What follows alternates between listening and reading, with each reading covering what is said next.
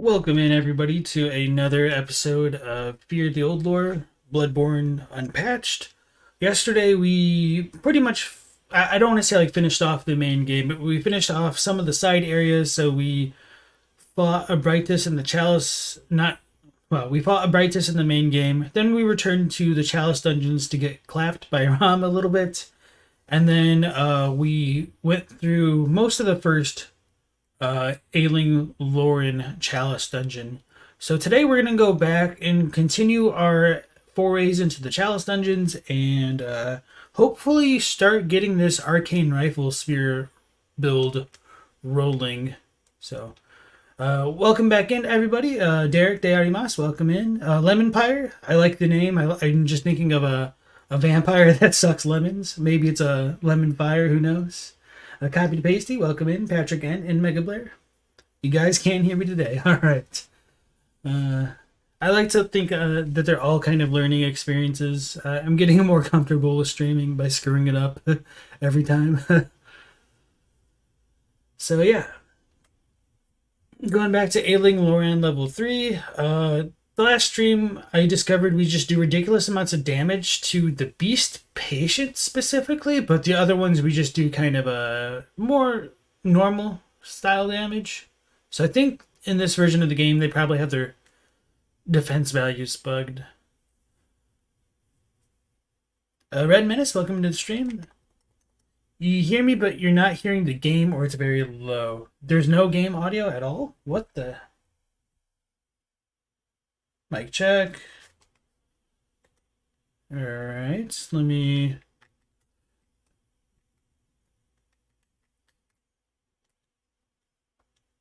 Alright, how is that? I mean, I can also increase it in OBS because it is lower. No game at all? That's weird. You guys can't hear that? Let me look. It's faintly here? Okay. Hold on, let's pump that up right there. Oh, that's super loud for me. How is that? Because I didn't touch my game audio, so that doesn't really make sense. The last thing I did was off stream, I was trying to get some footage of the doll. Oh god, that is so freaking loud.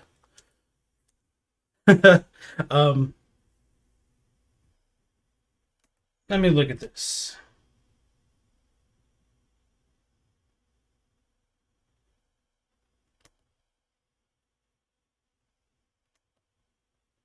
Okay, so I think that should just fix it. So I might need to turn that back down.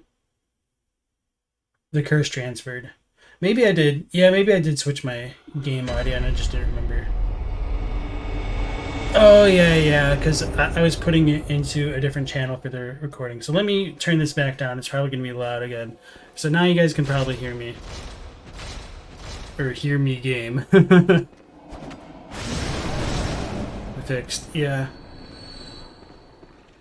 So much for me getting a handle on it. Well, at least I knew what to look at and troubleshoot it like immediately. So thank you all for letting me know and bearing with me there.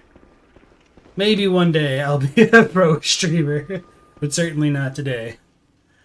Okay, thank you all. Purple Raven, welcome in, and Zakir87, welcome in. This dungeon gives you PTSD? Yeah, for sure. Oh yeah, this is like one of my favorite ones, because this dude's literally carrying a corpse to smack the crap out of us with it. And for whatever reason it does, I believe that was rapid poisoning damage? Yeah.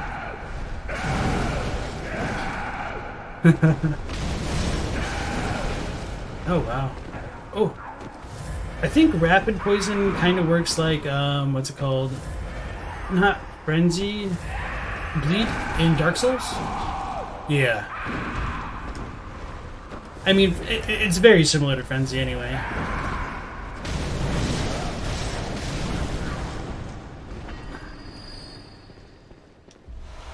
Hey, ooh, that one's radial. We need those. Oh, that was an unintended gesture, but very well timed. This Diff Corp. Welcome back in, Davin and Havel. You think the corpse still moves? I don't think so, but we could look at that again later. This is one of my favorite room variants within the Chalice dungeons, like when they open up and we get the stairs on the side. Now I'm thinking of the really big, like, antechamber type things. But this place is kind of cool. We get a bunch of oil urns on the ground. If we have the blunderbuss, it's really easy to set it ablaze. Oh. I'm surprised the tracking missed on that, because my dodge time was super slow.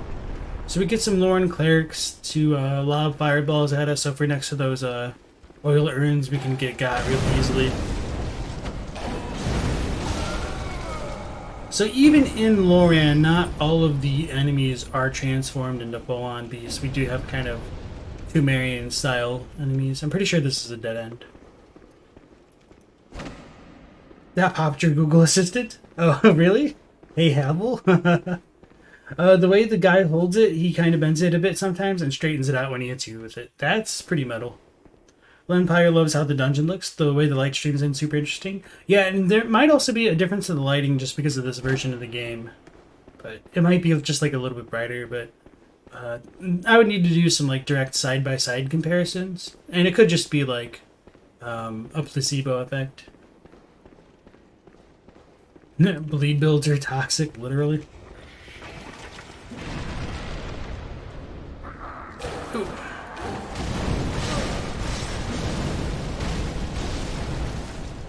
Wow. I have never seen like so many enemies live with 1 HP. Or extremely little in all of my playthroughs, but this character's kind of cursed for it seems. Did I just trigger a trap? No, that's probably the Loran cleric shooting some crap at me.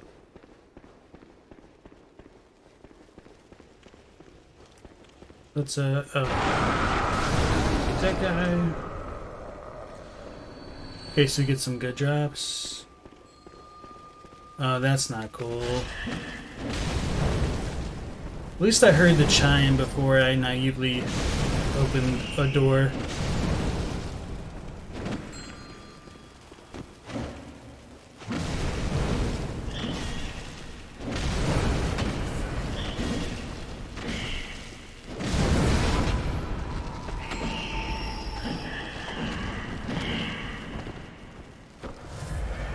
So freaking many of them. Alright. Now I'm sure like another one's going to block me in. Okay, sweet. Oh, she was like right there.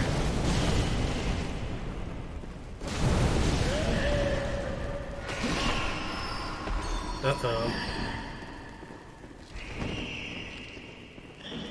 1 week straight of quality content, thank you very much. Well, thank you, Joseph, and welcome back.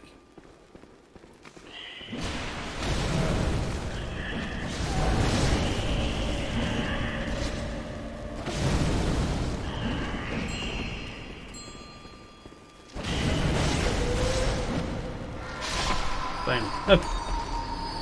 Getting better at dealing with them, but still not ever something I like to do. Davin says, you wish instances of intelligent magic-wielding beasts were explored more in the game beyond the beast-possessed soul. Loran clerics are cool as hell. Yeah, and some of the very early like Project Beast trailers, Loran clerics were scattered all throughout the cathedral ward, like right before the Grand Cathedral. They're really hard to see. It's like for maybe like 3 or 5 frames total. But I thought that was a really cool detail. And stuff like that just kind of makes the imagination run wild. What's worse, dogs or spiders? For me, it's the spiders. Like the dogs, you can cheese if you just like, especially with the blunderbuss, because whenever you hit them with blood tinge damage, apparently they get staggered and like fall down. But the spiders, there's nothing quite like that.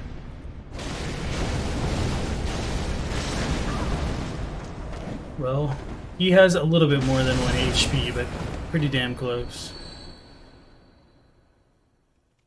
Can't tell if it dropped anything, but we'll come back down there eventually, I hope. My shadow's wonky.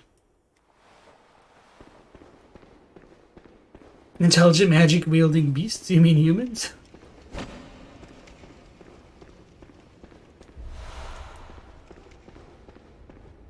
You think the spiders because they can crawl on the ceiling?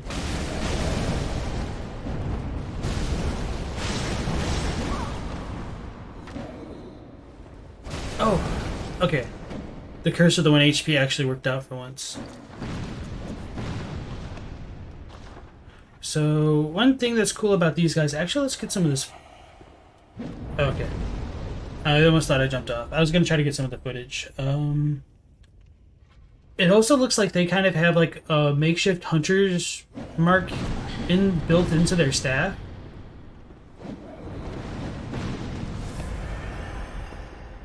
And occasionally they can have like a move which will like break the game. Show me your face.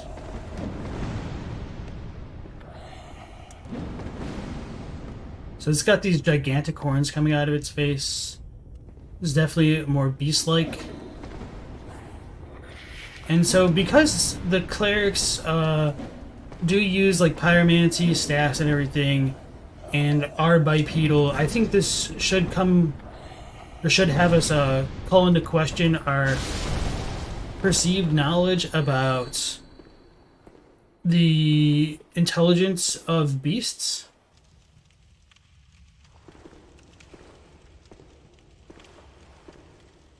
Because they kind of also throw things for a loop in addition to the suspicious beggar. Granted, they don't really talk or anything cool like that, but they're probably one of my favorite like chalice dungeon enemies, just because they're a very, very unique kind of beast. I was wondering if I was close to death after tanking so many fireballs. The spiders also get thrown back by the blood? Okay, I'll need to try that. You spent most of your time hitting the walls in the dungeons? Joseph asks if we play Magic. You saw in an interview, Miyazaki, he also mentions he plays Hearthstone? Or I'm assuming that was MTGO. Yeah, okay. You wish you knew what kind of decks he played? Yeah, I like to play Magic every once in a while. But cardboard crack is a real thing, man. Okay, this is where it just came from. I can't really justify spending so much money on cardboard when they control the scarcity, wizards do. So, I'm a really big advocate for just like proxying your own cards and just like printing on them, or like printing them, but obviously not for like tournament usage and crap like that, but at least for kitchen table Magic, if you just want to have fun and don't want to spend literally hundreds of dollars to play a deck that you're not sure is actually going to work until you test it out. But yeah, but I really enjoy like the whole like deck building mechanics, thematics, a lot of the, I mean, maybe not so much like the lore specifically, like the in-universe lore, but like a lot of the enemy and like creature designs and stuff like that. Oh yeah, so one of the cool things about this variety of enemies, when they've got like this red aura on, they can rally back some of their HP too. I don't know if they have a timer for it, so I might die. So let's actually go get the lever first before screwing around with some obscure mechanics.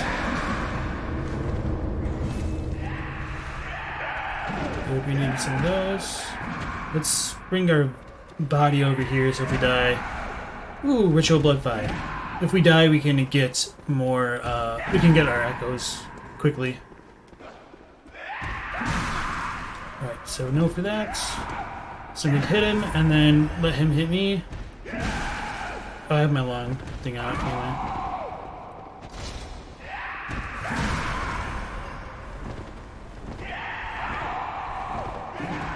Sadako is too fast. Alright, let's try it again.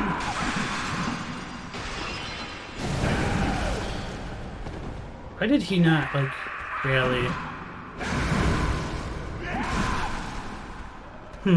Maybe it was broken, but that should be a thing. Maybe it just hits harder then. I don't really know what else that aura would be. Alright, let me scroll back up. What do I like to play? Typically, I like to mix black and white. They did a really good job with, like, some of the meta flavor of, like, color combinations, but my favorite colors are probably white, black, and green. And they all kind of work super well together. They synergize super well. But I don't know. It just really depends on like what cards are available and like what kind of a strategy appeals to me at the time. But I mean, I played a little bit of everything. I'm not so much of like a control player to the sense of like draw your library and scry every turn and all that. That stuff just kind of annoys me. So that's like one of the few gameplay styles that I won't cater towards. Alright. I want to go check the Loran cleric body to see if it dropped something. Wizards control the scarcity of cardboard. You love my conspiracy corner. Well, it's super true. Like, essentially, there's no difference in the cost of printing a Black Lotus to an island. Sweet. Hey, fire damp. And it's just a triangle. Not that I can really use it with this weapon specifically. First time you encountered the madman, you quit the game. Too scary.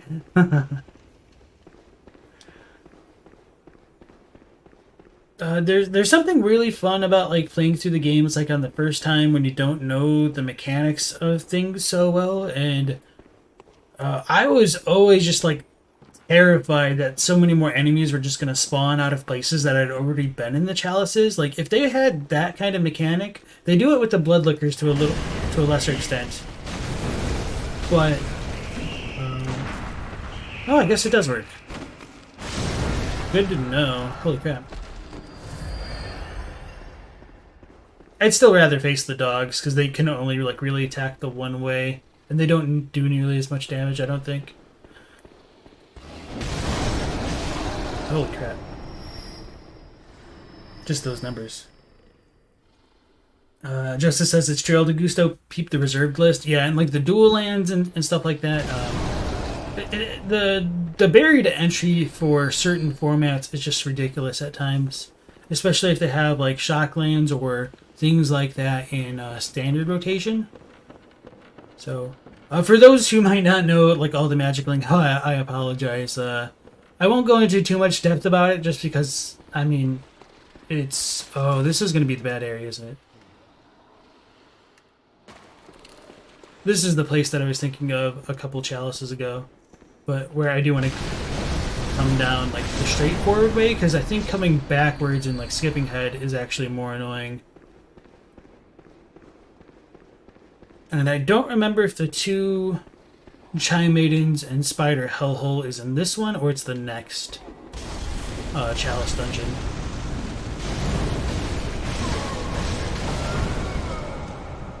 They always get health back when they hit you, and the Beast Possessed Soul bites you, it gains this ability as well.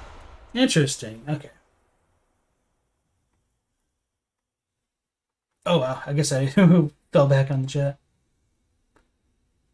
Purple Raven never realized the red haze was rally potential. You always wondered why NPCs hunters didn't get rally. Yeah, I guess I never thought about that. I would just try not to get hit. Easier said than done, I know. That looked weird. I know it's nothing, but... Alright, the next room is a little annoying, so I'll read chat before going forward. You think it's just a particular root chalice where they have that rally effect? Well, this one's a story one, but they do pop up in like the fetid, rotted chalices or cursed ones. It's one of the rites causes that to happen as well. Derek says, you think the Madman utilized one of the most important aspects of horror, which is the unexpected, or things in places where they don't belong? Their running speed being the factor here? Yeah, not only that, but like the shrieks. That's generally terrifying. Like it's like a predation response where like if a predator is running at you, like it triggers the fight or flight effect. Like you're like, oh crap, this thing's coming straight, it's coming right at us, and then you shoot it or whatnot. I think this room has traps.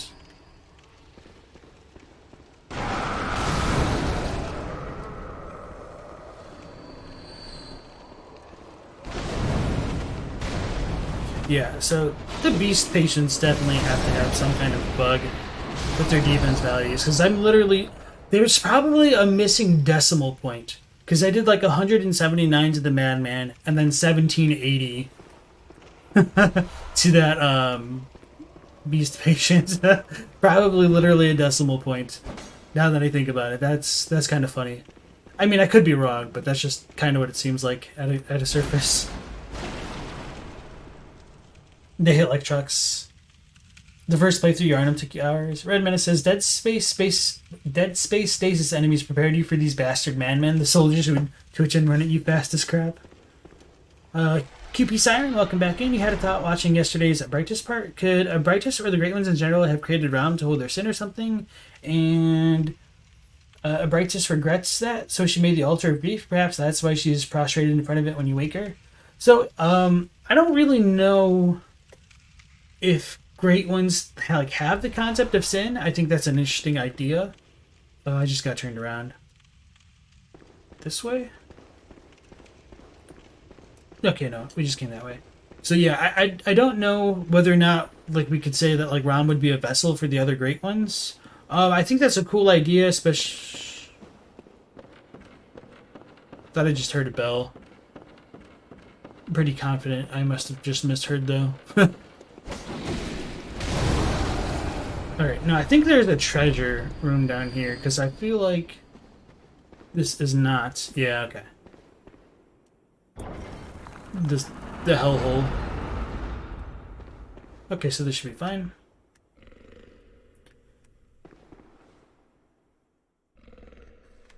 But as for the potential of Ram being like a creation of the Great Ones, maybe like if it's an unintentional thing, like the way that Mikolash describes Ram getting eyes on the inside, that could be a possibility. Maybe she's kind of like a failed child, maybe a kind of stillbirth, like the whole idea of like Nemesis having their brain stillbirthed. That might be relevant with Ram to a certain degree.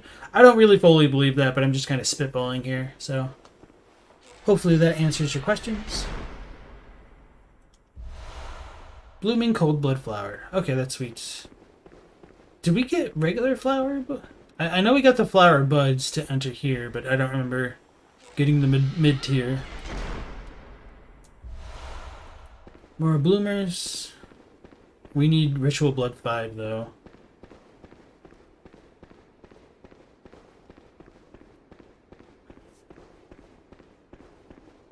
That explains mermaid lore. I almost walked off because I was trying to pick a chat. And I'm pretty confident there's nothing else here. Okay. It's kind of weird what sections of the Chalice dungeons like stick in the memory.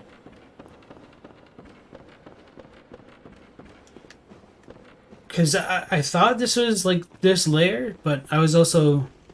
I don't remember exactly where the 2 spider ladies were. Maybe we already did face them, and I was just kind of misremembering that. Because I know we killed... not in this stream, but in the last one.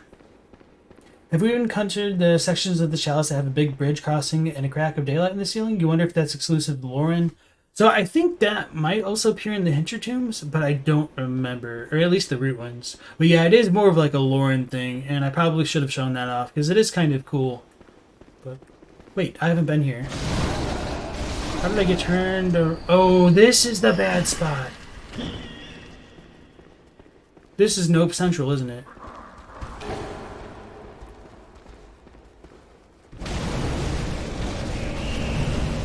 Oh god. She lived. Oh no, oh no.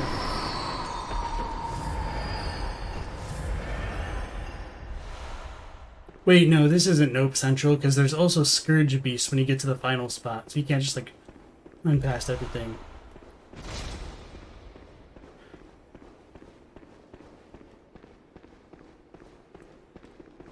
Getting myself all psyched up for nothing. So I think there's, like, another treasure place over here, if not... No biggie. But I am a little bit confused.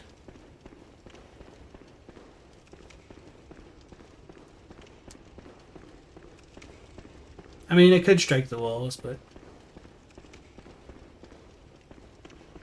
Pretty confident there wasn't anything here. Let's head back. think this room has traps, enemy hiding in coffin. You like the bridge crossing rooms? They look really cool.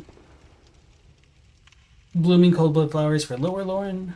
Does help Ram looks. How do we say this without being offensive? Which is why it could be failed attempts at creating a child. Ram being a failed great one explains why the Queen Temerian appears after you kill Ram, kinda, you don't know? I think it's a bit complicated. I think Ram was blocking things, so like once we get rid of it, Yharnam's like, good job. Go do the thing.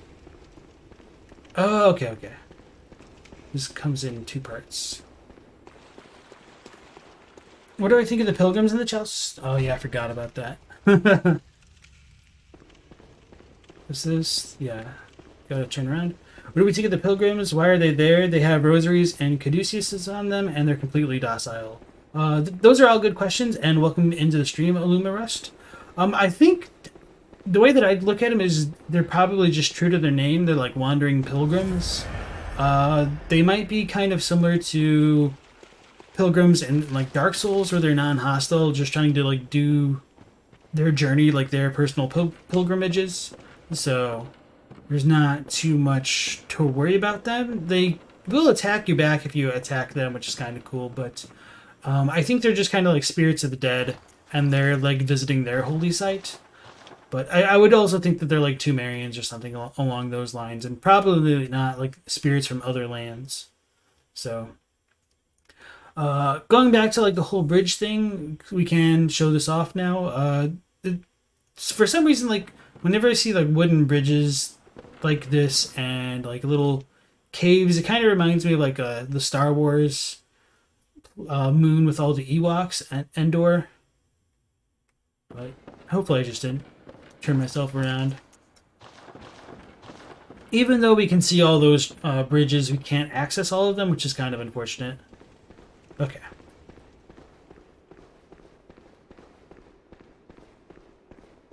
You wonder what exactly you use these ingredients in the chalice rituals. Like, what do you do with these flowers? Presumably you like grind them up and maybe like use their arcane properties. Because you can't extract arcane haze from like literally every oh, holy crap, we got a lot of echoes from every ingredient. So let's go. Okay, that's the boss. Let's go back to the Hunter's Dream and probably level up like 4 or 5 times.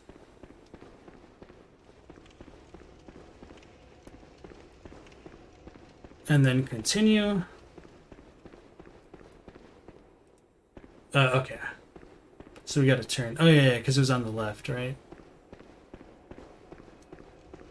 So, okay. Here we go. Now I survived on 1 HP. Nice. The revenge. Time stop 1000. Welcome into the stream. There's also lineage implied how Ram is like a caterpillar and Abritus is a butterfly. Maybe. I personally don't like to look at it that way, but I can't really discount it either. What? Very well. Okay, so 3 levels. Oh, yeah, we're up to like 40,000 for each level now. Farewell, good hunt. The sad thing is, oh yeah, we got the fire gem. I was gonna say the last when I was like looking at some of the stuff off the stream, I was gonna look at the prices of bold hunters marks. I can't even buy them because I don't have the badge for it, which is just kind of funny. All right, so that's the beast one. Oh, and the HP continues to recover.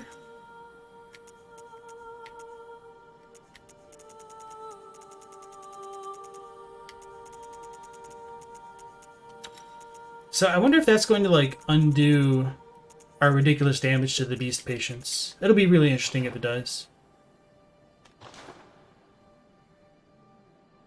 I'll leave that for now. We'll keep the iron on. Abritus is Ram's second phase.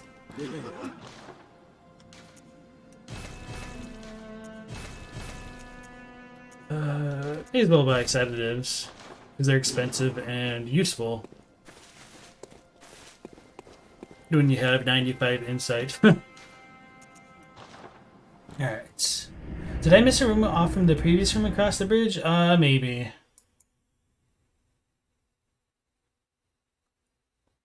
Through the fissure to the things betwixt. Oof.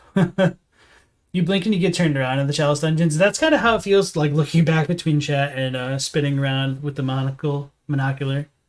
And also welcome back to the stream, Brand.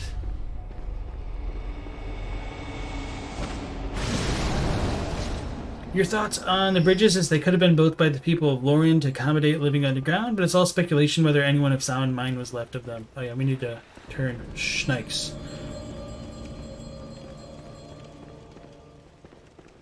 Not about that life. Oh, this one's a good thing to farm, if I remember correctly. If you don't aggro some damn spiders. Oh, so I had more than 1 HP.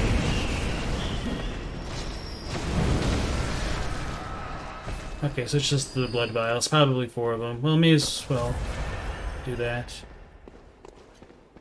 It's all speculation whether anyone of sound mind was left of them. And so going back to like the whole thing of like being underground, we looked through that fissure and like saw daylight.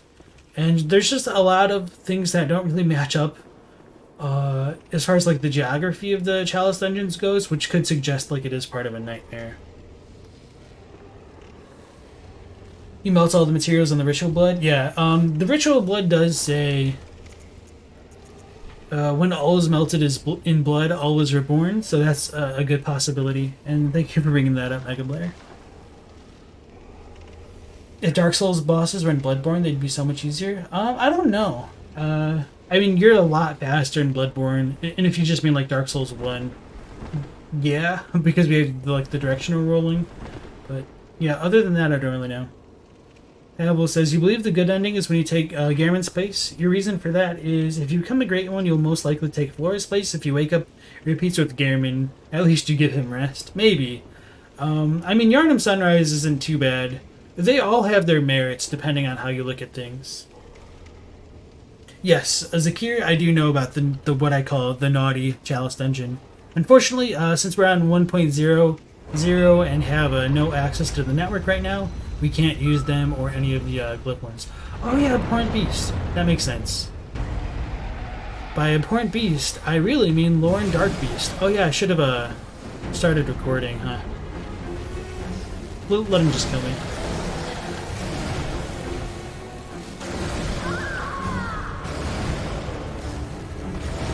The Forbidden Chalice. To Patrick, those pillars look like ancient trees, and the fact that there's this white fog everywhere gives you Ashen Lake vibes. You don't think the chalices are the player teleporting to places in the waking world? Yeah, so the way that I headcanon things is I think Lawrence and the Bergenworth and the Healing Church would have visited the waking world equivalents of the Chalice Dungeons, and what we visit is like the nightmare representations of those physical locations. So let's kill the Scourge Beast, hopefully before any spiders come get us.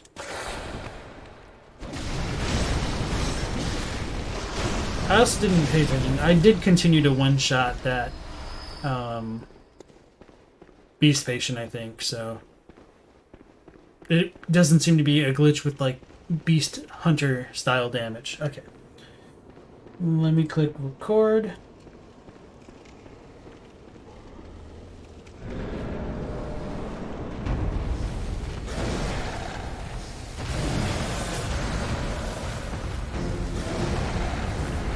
So, I guess I could talk about this, but as you guys can see, this is not called the Abhorrent Darkbeast, it's the Loran Darkbeast in this version of the game.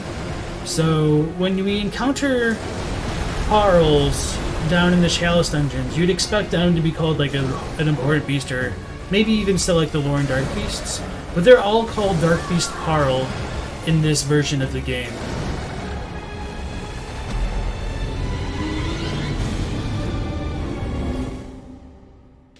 That's a cool death screen. I'm satisfied with that. So, I find it interesting that they did change the names around a little bit, and as we were saying in the previous stream, once we picked up the Beast Claws, that they kind of resembled that of the abhorrent Darkbeast, perhaps more than something like a Darkbeast Paarl. Did I just say abhorrent Darkbeast? The abhorrent beast. And of course, like Darkbeast Paarl uses lightning techniques, and so does the abhorrent beast. So there's probably a kind of a kinship between them. That was janky.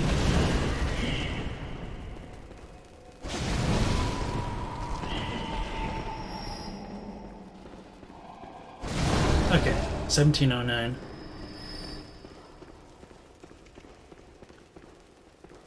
Alright. Derek says, it might answer some questions if there's a place that looked like a Chalice dungeon that we visited in the normal game. The closest I think that we would have to like the Chalice dungeons would be the Forbidden Graves and or like the Altar of Despair. Joseph asks, do the layouts of the dungeons live in the echoed memories of the ritual ingredients? Potentially. I think that's a cool headcanon to describe like how we would visit them.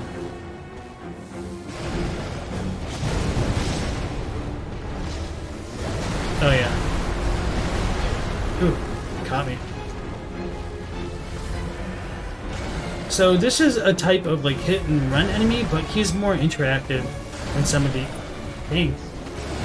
other bosses. And he's also got like some long range attacks, but I think that's more reserved for like a phase 2. These guys should also be weak to poison, because that's like one of the easiest ways to cheese the suspicious beggar, and I totally think it's like a developer hint to do that, because before you even go to the beggar in the woods, you can like pick up literally, I think it's 18 poison knives.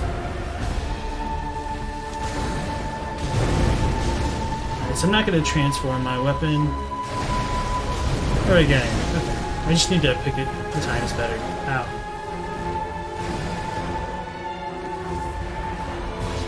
What do you think could be the connection between the Loran beast and the beggar outside of Odin's chapel? I don't really know.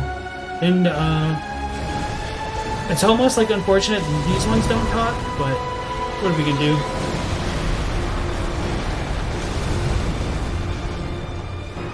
That spider's still following him. Or following me. It's kind of funny. You also can't parry this dude, which is pretty rough. One of the other cool things to point out is he's got like these growths coming out of his back, which don't really look like normal things. I don't really know exactly what they are. I'm trying to remember if there's anything on the Bloodletting Beast which kind of looks like that as well. There might be, but not a ton. So maybe those growths, holy crap, have something to do with like the lightning ability that he has. To keep thinking of sheer heart attack. There's the DNA that made you this way. Some bad trip. So the host of the Chalice dungeons, if they're nightmares, is the player? Potentially. Or it could just like still be everything inside it.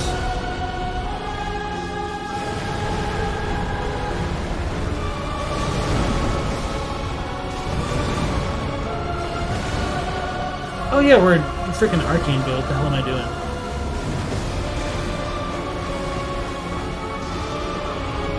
Why is he dodging? Come on, man. Maybe I'll just need to pull out the flame spray. Oh, wait, what? Are they weak to Arcane?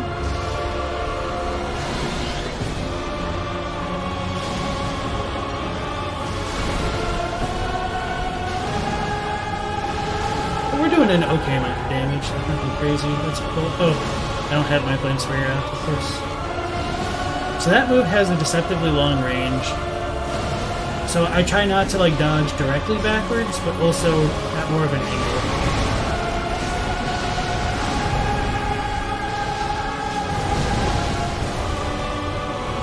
So that was a pretty good limb break. That's him changing phases or like powering up. I don't really remember. But he gets more AoEs, I think.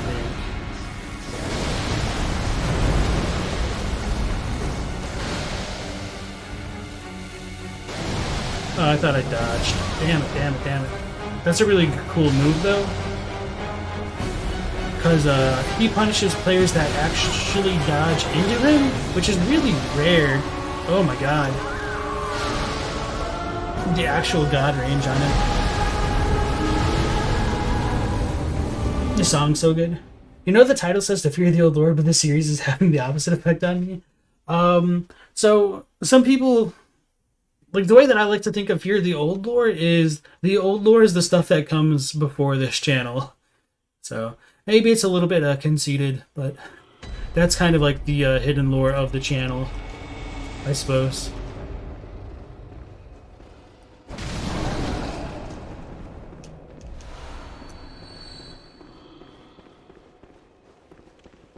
Alright, I might have missed some comments in there. You think the Chalice Cup determines the layout? Yeah, I mean, that does too, but I think they're like asking about the layouts of the root dungeons and things like that, why they can change. Bastard of Loran seems to be a dead baby of Loran. Darkbeast is always a challenge. Channel before. Oh. How dare he just like run up and smack the crap out of me. In like the span of 2 seconds. Damn it. Too slow on the circle button.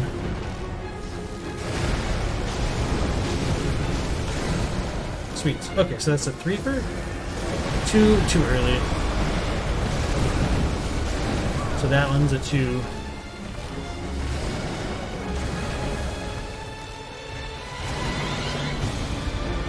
So part of me also wonders if like the transformation of the abhorrent beasts right here are kind of related to the bloodletting beast, because they kind of have like the similar super jab. His doesn't go nearly as far for obvious reasons.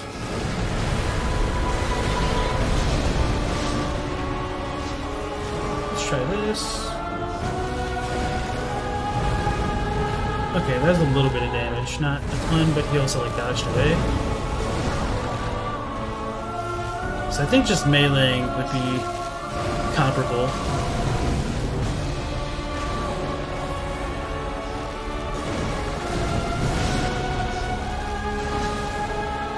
Okay, so it was much larger on that second phase.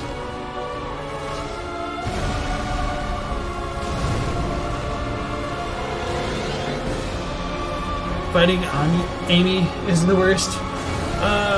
Kinda, yeah, it can be really bad, especially because you got like the whole cursed crap to deal with. Oh, it's too slow on me.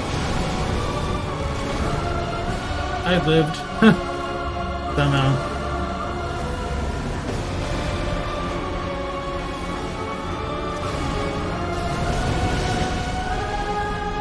So I actually kind of like to fight these dudes with really fast weapons like the Blades of Mercy, because you can like do multiple hits really quickly and accumulate damage kind of quickly. He's just got a lot of really good ways to punish players. I'm gonna get... Yeah. So like Loran, Darkbeast, or the abhorrent beasts are like better for challenging like more veterans, because you're more inclined to like dodge in and behind enemies, and he does a really good job of like covering those spots.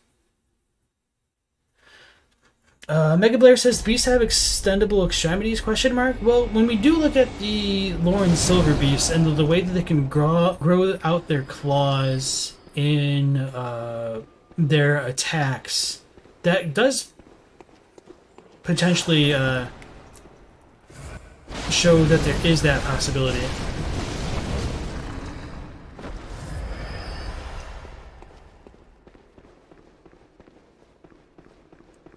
Nearly all beast bosses have attacks where they extend their arms at their necks far beyond their anatomy. Yeah, some of the hitboxes in the game are like broken.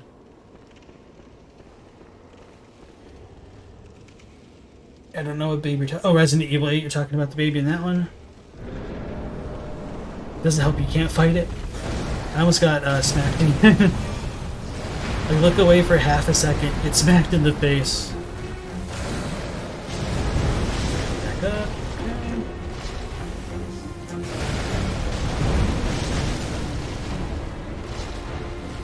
So sometimes like my dodge timing is just off. Like it feels like I hit dodge, but it just didn't go. Oh, I broke him. That time was greedy, which is fine.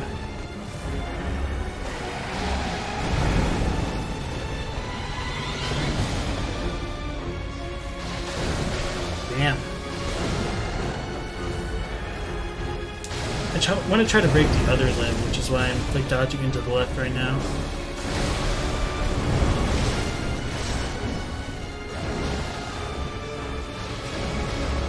Let's get our stamina back.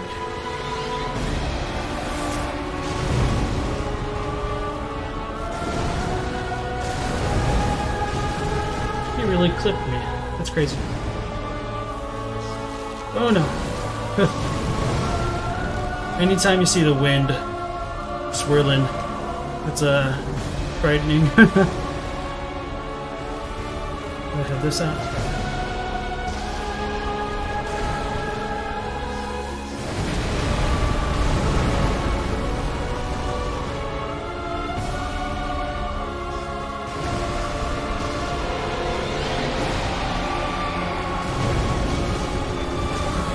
I do like how he seems to have like a separate hitbox for his head. Like only his head goes on fire when I hit him sometimes. So I think I could probably break that. Oh god. This is an angry boy. Oh, so he builds it up on the left hand. His left hand.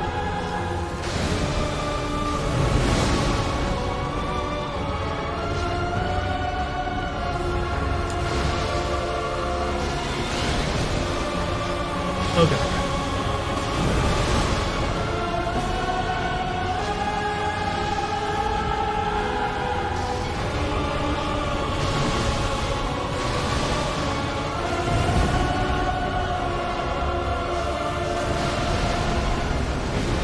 Just trying to get the range so I can heal safely.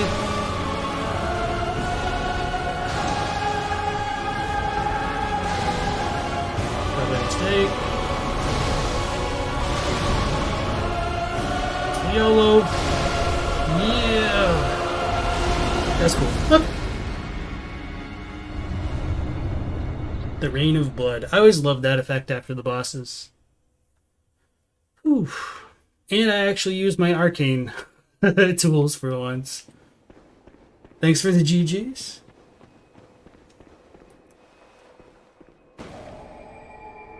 Why are the Darkbeasts electric? Is there something more to it?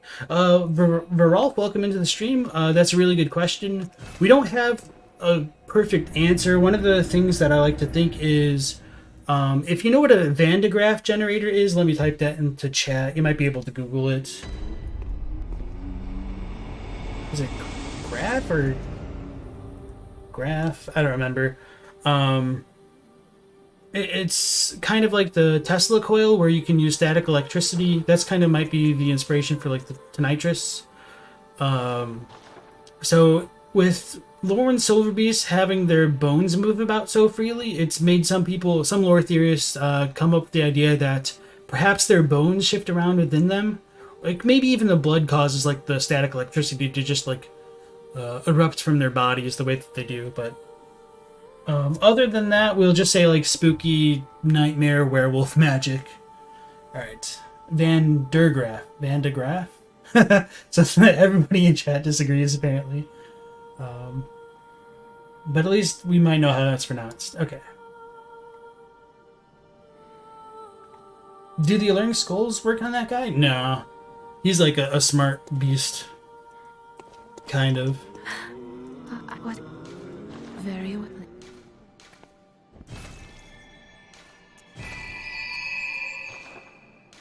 Fair. Alright, let's look in here.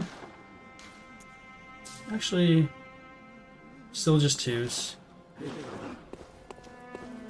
I think we're still short of being able to enter eyes, which is really unfortunate. Alright, so what, we need to go down to like lower Loran, which is fine. This is going to be uncomfortable. I'll leave the Hinter Tomb, like the lower Hinter Tomb, just because I do want to get the damn... have we not done Defiled yet? I don't think we have. Maybe we should do this one. Oh no, Lower Loran's 5. Oh, okay, so we can't even access that. Okay, okay, so that kind of limits our options.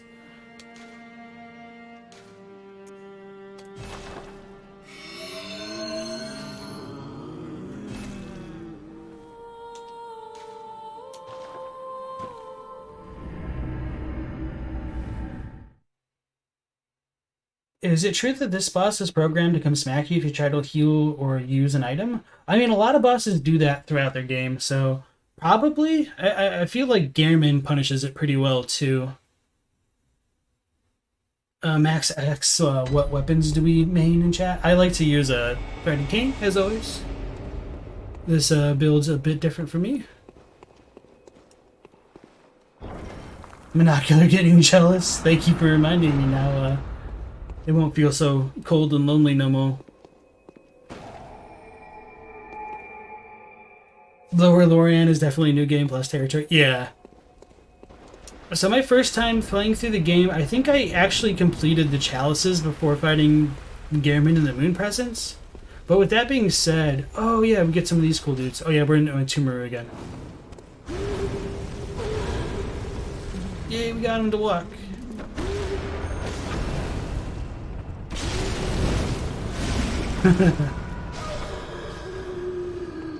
Other bodies still disappear.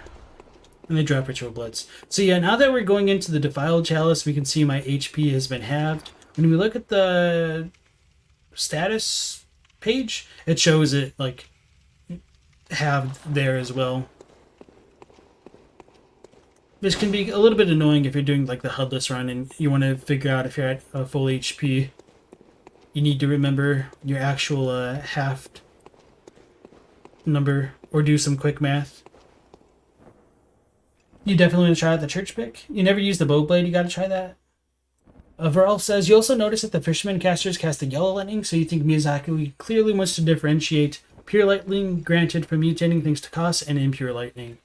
Maybe. I don't know about like the purity of lightning. But I think the lightning off of Koss herself, ooh damn, is blue-ish. And the Hamlet Priest might get more like yellow style lightning. Decent blood tinge, the Blowblade can do some nice damage on its ranged attacks. If we get 3, I'll just leave.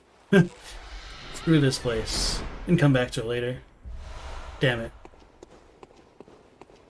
You believe the Flame Sprayer is OP pre-patch? You don't remember how, but early after release, people were just melting bosses in like 10 seconds or less. It's definitely strong. I could probably continue to upgrade it and make it a bit better.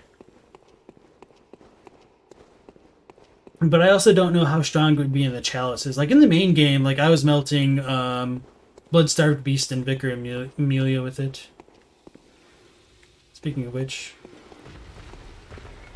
oh yeah, let's... I think I missed with some of them, but whatever. Oh yeah, I'm really bad.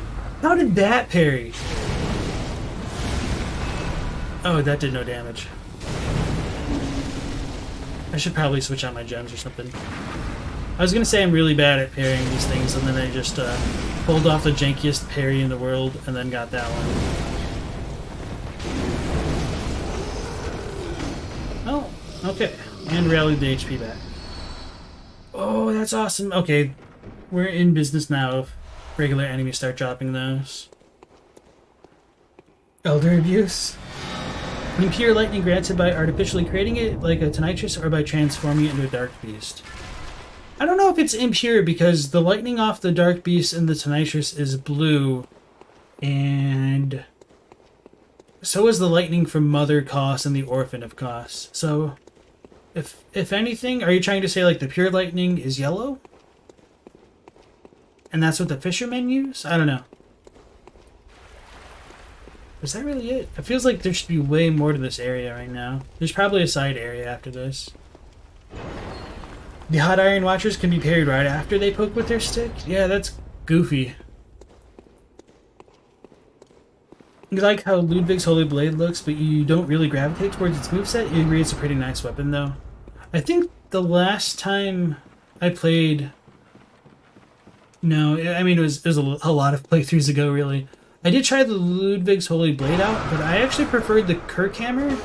Maybe just for like a straight blade, but I guess it's kind of similar to me to like the untransformed version of the threaded cane. And it's just handled similarly, so that's probably why I enjoyed it. So we can't get in from this side.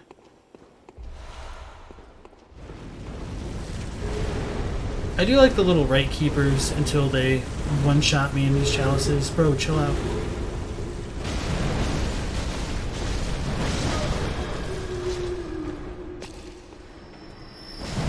I was gonna parry fish him, but he doesn't want me to. Ow.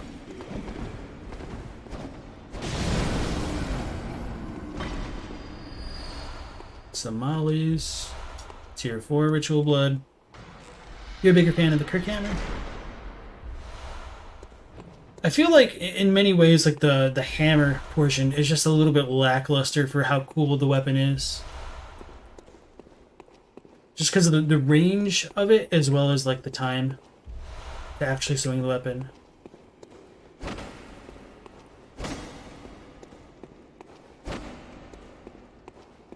Oh, there's the real door. Burial Blade's fun too. To be honest, I never really use like a lot of the weapons like the Burial Blade, just because you get them so late. And I don't want to say like I'm not a fan of New Game Plus, because I mean, I guess I'm kind of not, but not for like any fault of New Game Plus. I just prefer like the scaling difficulty of holy. I should have rallied some HP back. It's all good. That thing almost one-shot me. So yeah, that's kind of why like people say like 50 vitality is required for the Chalice dungeons, just because once you get into these defiled ones, you get some bullcrap like that happening. So like we will get one-shot by a defiled Abritus and like Amygdala. Yeah, Max agrees. The Kirkhammer's good. It's just the range of the hammer. Oh. Oh.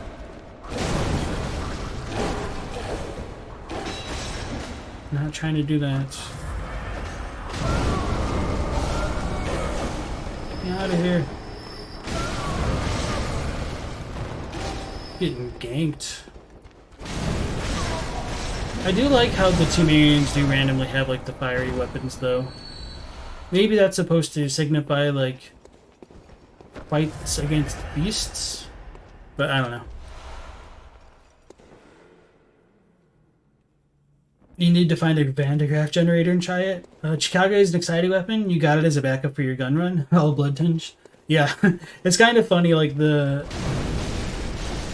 better the blood tinge build is more reliant on guns rather than typical weapons. When I did my blood tinge Chikage run, I embarrassingly didn't use the transformed Chikage's L2 until I cleared out the DLC and got absolutely destroyed by the Orphan of Kos that run. It was a little bit demoralizing. It probably took me like 60 attempts, like no joke. Whereas my first time playing through the DLC was on New Game Plus, and I would have killed the Orphan of Kos on my first run, but I backed off in his third phase when he was like at very, very little health, just to like look at some of his attacks, and I got killed by the Kos lightning, hitting me like twice. Cursed Odd. And then I just killed him on the second attempt, and he didn't really feel difficult to me at all. Like I was just really aggressive against him, and I parried him a few times, and that was on New Game Plus. And so having that first experience with the Orphan of Kos, like I was a little bit cocky coming into him with the Chikage and just he wrecked my cheeks. Hal says, huge fan, thanks for keeping this beautiful game alive. Oh, it's not really just me. It's all the fans and people who are interested in it as well. But thank you. You do the Burial Blade for sure. New Game Plus doesn't offer much new. You're more just starting over with a different build. Yeah, and that's why I really would have liked being able to start the game with any of the weapons, like from the messengers. Like, that would have just... So even if you couldn't respec, like, you could at least plan your builds a bit better and not get gimped so much. I shot through him. Oh, I thought he was going to kill me.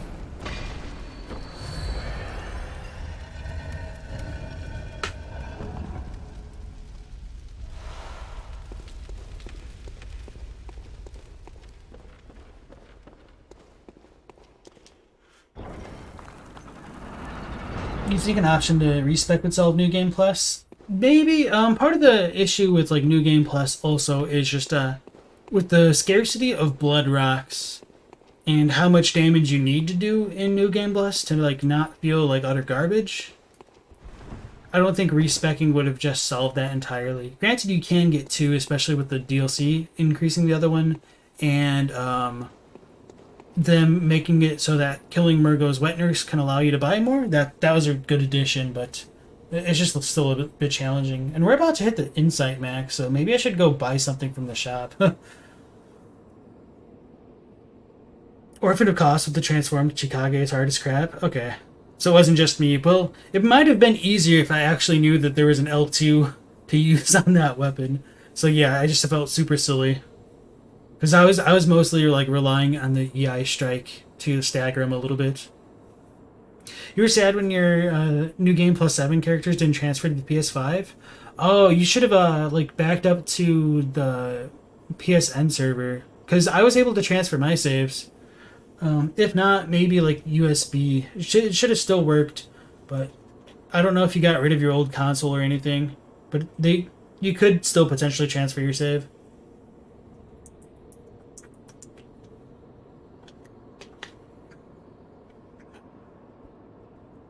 Ralph asks if amygdalae are actually grown children of Great Ones, since they have the matching hole on their chests, and that most of them could it be that they're grown up from the times of Tumuru? That's an interesting idea. I have wondered if there is supposed to be kind of that explicit connection between amygdalae and celestial larvae. Oh, the Keeper. Okay. And I don't really know for sure if that is supposed to be explicit. I feel like Yahoo would suggest that it is, but it seems like they could have shuffled things around in such a way that it's kind of hard to say ultimately, one way or the other. Let's try to run past it. It was a little slow.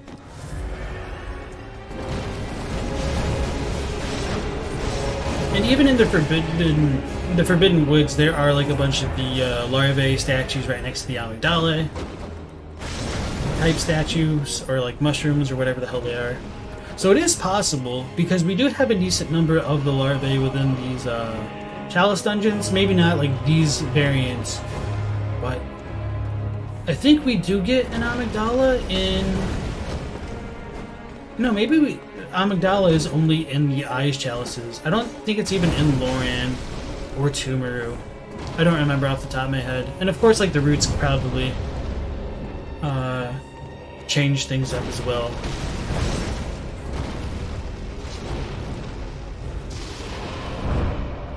Not a lot of damage with that.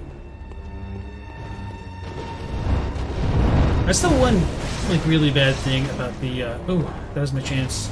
About the Arcane build. Oh yeah, I can also shoot her, can't I?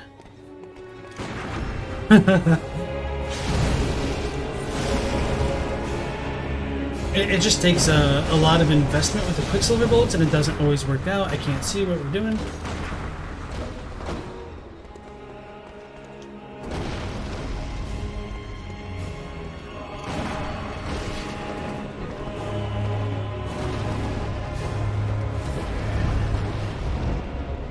You can get the whole set for this boss. Oh yeah, I don't remember if we unlocked it yet. So maybe it's from this one.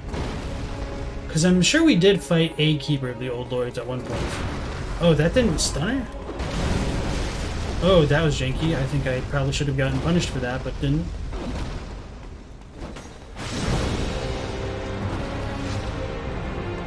Amy is a boss in all of them? Okay, thank you.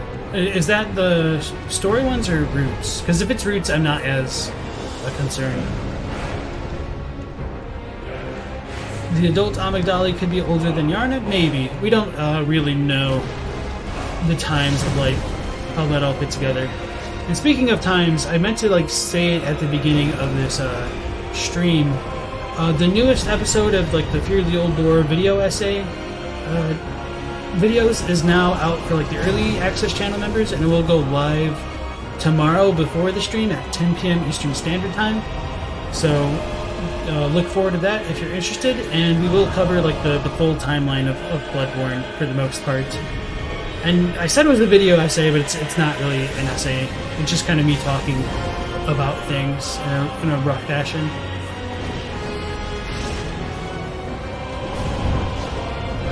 You think amygdalae are artificial great ones made using necromancy and something? Ooh, that's scary. Necromancy, and somehow Mensis learned about it and made the ones at Yharnam, or at least the failed one, that's the one reborn. Yeah, I don't know if I want to call them all artificial great ones, but I do think the one reborn and the brain of Mensis may have meant to be like failed amygdalae. Oh god, really? That's us. I guess I could wear like more fire resistant gear, but I'm not sure that'll even make a difference in this chalice. Let me maybe also switch out my weapon, because I have a feeling that using fire against an enemy that shoots fire at me is not going to be super effective. Alright, let's go. The dream. Watch party pre-stream? Yeah. It is like 28 minutes long, so it's like the perfect amount of time to watch it right before the stream goes live. I don't know if I'm going to premiere it, but it's probably going to cause a lot of people to be angry at me. Not really, but maybe. 'Cause I know it's going to cause like a lot of disagreements with some of the way that I've ordered things.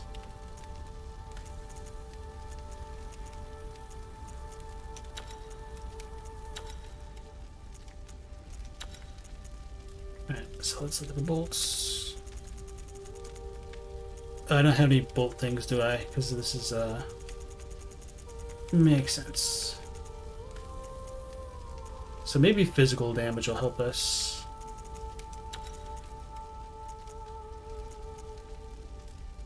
Oh, deeply? That is no bueno.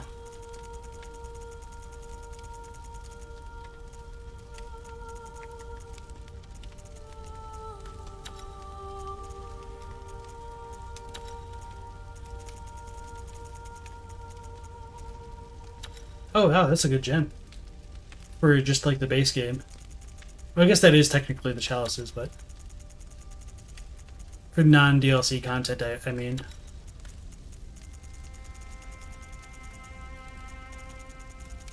So yeah, this is probably not the best, but I can also buff my stuff with like the slime, I guess.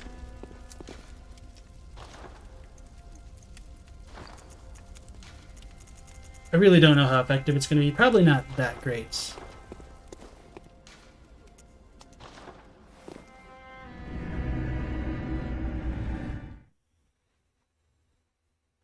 Your problem with the armor set for this guy is that it doesn't have very good stats. In fact, there's another set with better fire resistance, which makes it a bit, which strikes you as a bit odd, but it's fine. I guess, I mean, it could make sense because, like, the set is all, like, dilapidated and sinewy and falling apart, whereas the other one was kind of designed to be more fire resistant. Was it this dude that dropped the Ritual Blood 5? Well, zoink Scoob.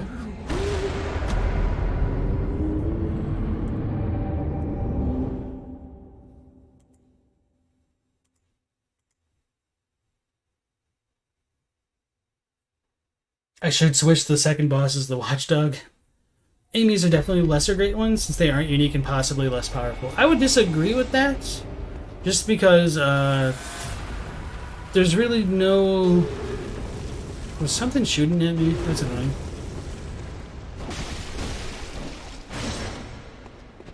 basis for us to say like what's a greater or lesser great one. Okay, so that was tier 4. Oh, so it was that thing. Oh, I remember. It was the actual big old watcher. Sorry, I won't worry about these. After I just worried about them.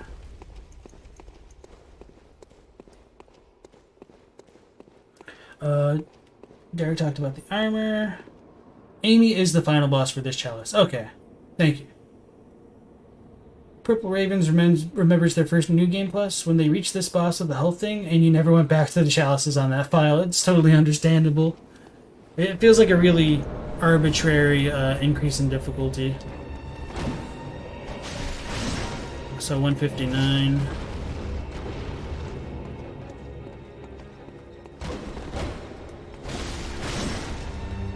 Let me hit you twice, come on. Don't hit me twice. Oh, well, that was just really bad on my part. Okay. It's the internet, everyone's angry. Yeah, no fun without a bit of controversy. Are we doing chalices all stream? You're down, just curious? Most likely. Unless we can get into eyes and just like start getting the flat arcane gems.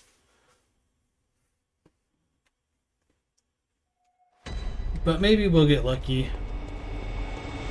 But even with like the flat arcane gems, it'll probably be a matter of luck for them to drop as well. But from what I understand, like once you get the arcane rifle spirit going, it just becomes ridiculous. And I'm just really excited to see it.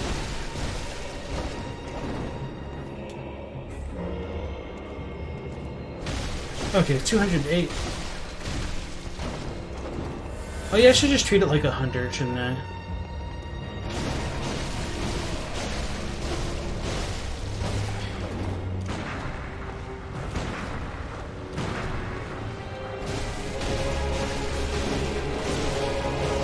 Okay, maybe not.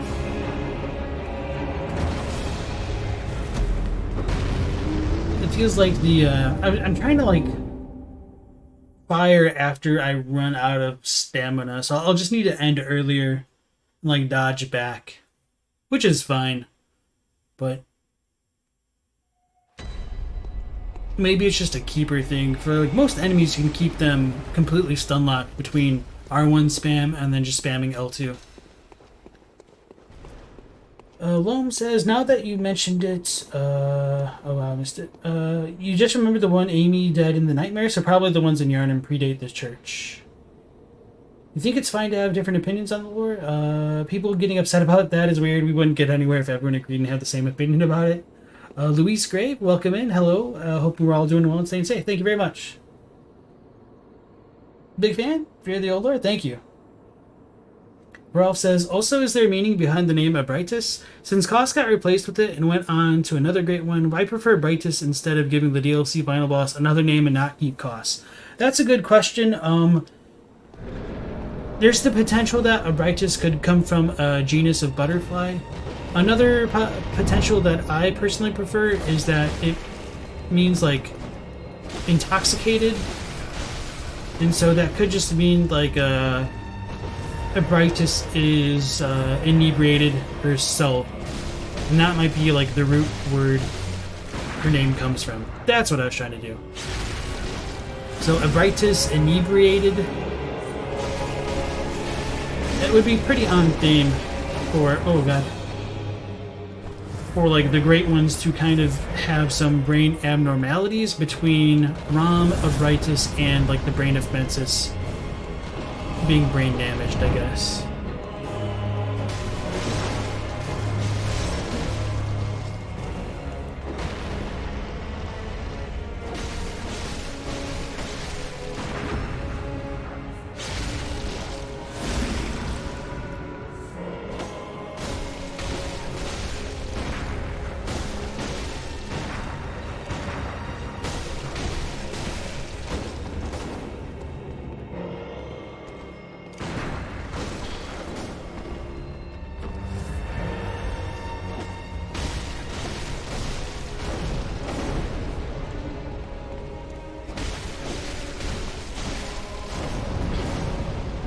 She hit me back. Okay.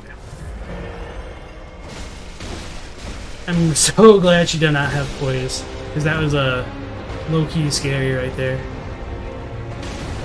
Okay, I'm starting to hopefully get like the range of my R1 a bit better. To just interrupt her like that. Oh god. That's so scary every time.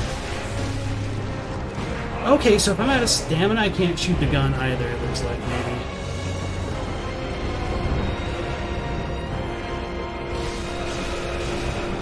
Okay, we figured out the strats. I'll remember that for the next time I never go down through the chalice dungeons. For sharp damp.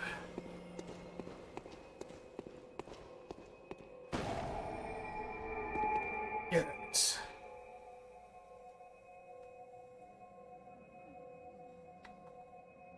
Derek says, most importantly, certain things are left open to interpretation for the purpose of allowing the player to fill in the blanks. The idea is that we can come up with our own ideas about the world. Yes. But with that being said, I do think we can get a lot of concrete answers. The cost is your mother. Parry chain this fire MF? Never for fodder legit in FRC? Yeah. No need to parry chain her, just need to get good.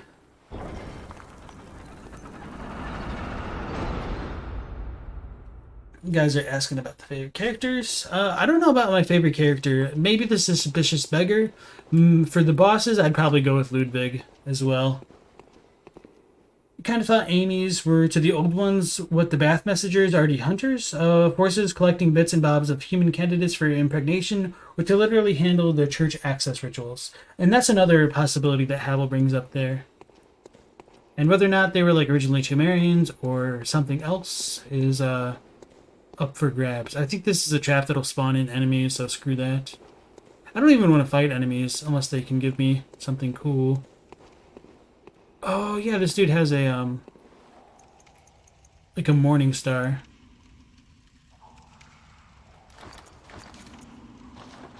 So I do like as we go into some of the chalices, we get more like knightly type figures, even though like some will use like crossbows and some of the other Temerians just use like actual guns. It does show like a kind of a shift in the culture of the Temerians, I think.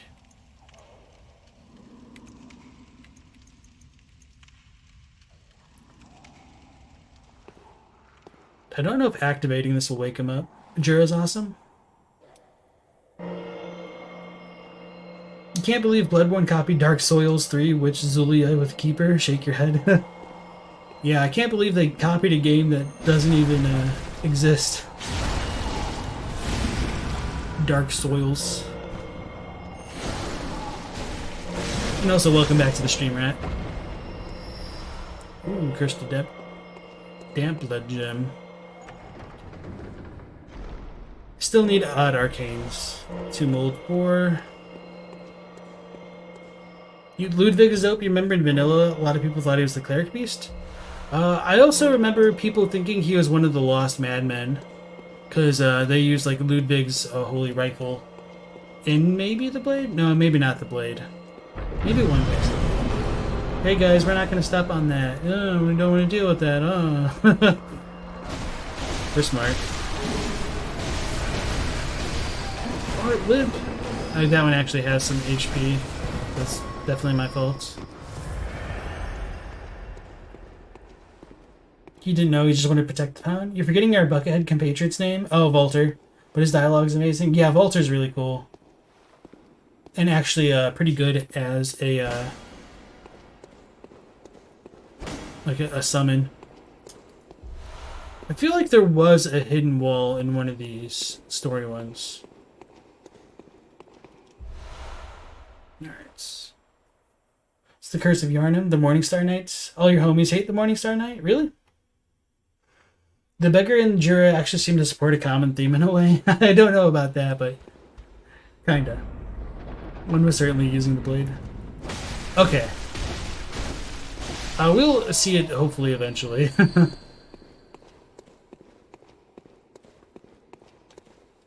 Dark Soil sounds like some kind of nightmare-filled farming game. I see it. That's kind of funny.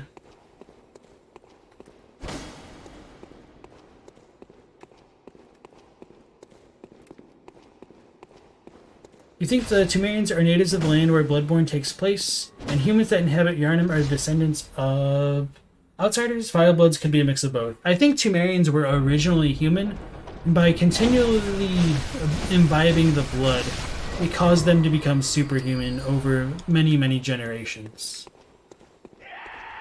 Uh-oh. Oh, I don't have my flame stuff. I totally wasn't even looking at the enemy's model when I shot the first time. I was looking to see what I had in the hotbar. I'm dead. Oh, I lived. The vases broke my fall. He's gonna kill me.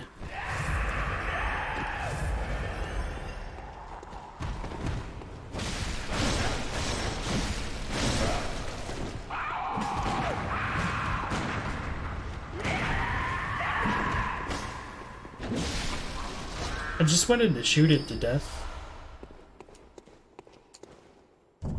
Dark Soils is in your underpants. Okay, so we need one more of those. Arcane Fad has some shell sound effects. Sounds like the Dark Souls 1 action button option. Kinda. You always thought the Canehurst line was related to Yharnam, also Temerian. So yeah, I feel like the Canehurst people were probably like distantly related to the Yharnamites. Oh, there's another one. Oh, that's not good.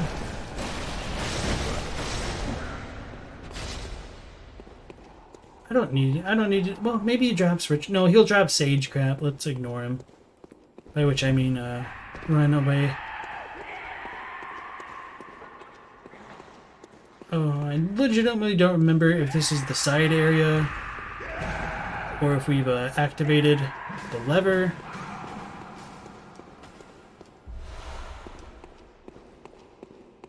Or what we're doing. Solaire's overrated. You're forgetting too much of the dialogue? Your memory isn't the best?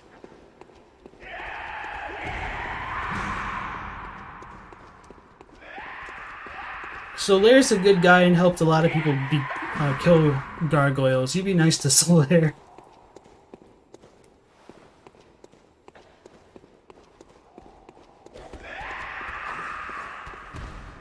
It'd been really funny if that was locked and I just got pummeled to death.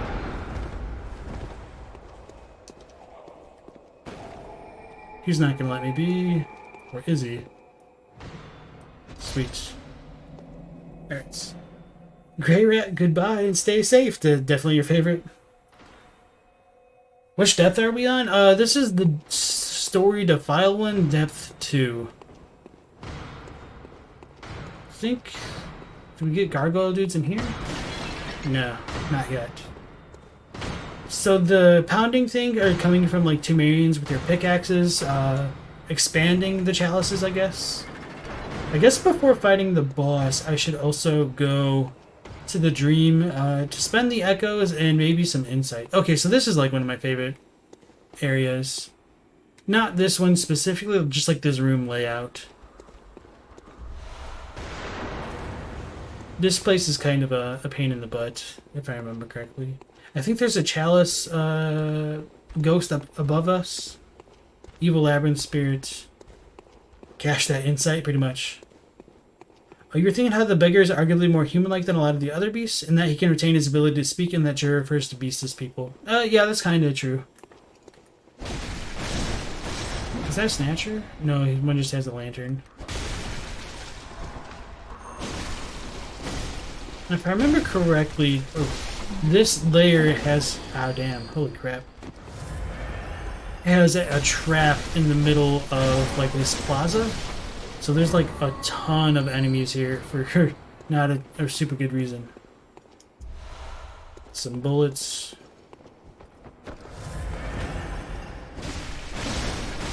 Beggar doesn't really act too nice. It would be interesting if Jared could... Oh, dang it. If Jura can see him.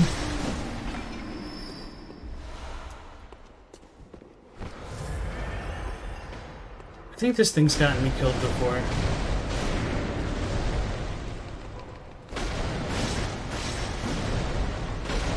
Oh yeah, because I think I chased it onto this trap and got shot to death.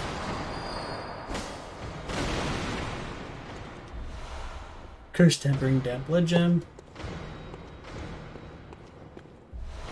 Your Solaire headcanon is that he's the bug at the heart of the Beta Chaos after they lured him to wear the crown to use a soul to replicate the first flame. Ralph says, you've always found it funny how the Yharnamites passed through multiple beast scourges but never figured out that the church blood caused it, or the fact that the church managed to have kept it hidden for so long. Yeah, that's one of the weirdest things to me. I mean, scapegoats are a hell of a thing. I mean, so is just, like, drug addiction, really. Okay, so that's where we could, like, hop back down to. I'm not going to read about the diggers. So it's probably just people, the Yharnamites, just taking copium so that they can continue to abuse their blood. That would be like my headcanon justification as to why they would continue to take something that's so obviously bad for them.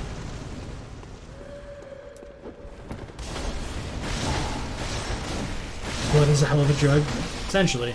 I mean, look at what happened to Gale.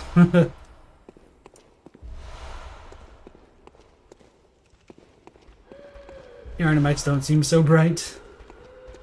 Is it because of the blindfolds?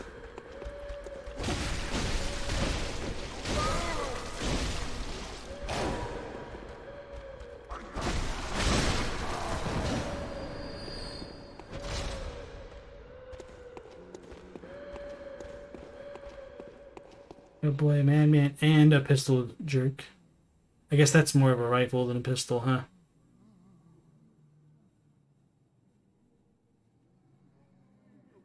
Is he coming towards me? Alright. It's possible some people figured out what the blood did, but they were targeted by the church hunters. Yeah, and that's a good point as well. Especially with like what the black church hunter says. We're probably just gonna aggro the madman. Yeah. Oh man, he's so fast.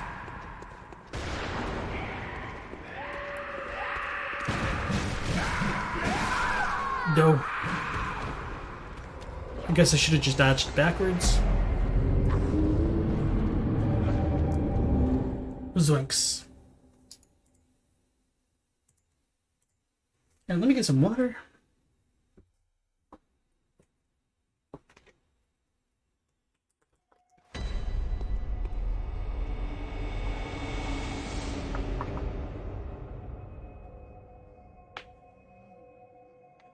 Favorite and the enemy in the game not threatening at all.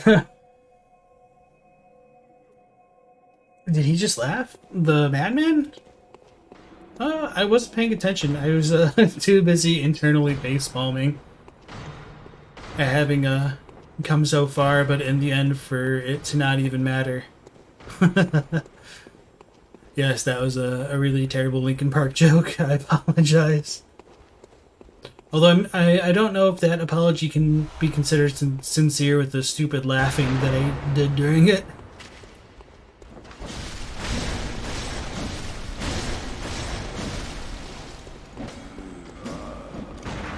Oh, holy crap.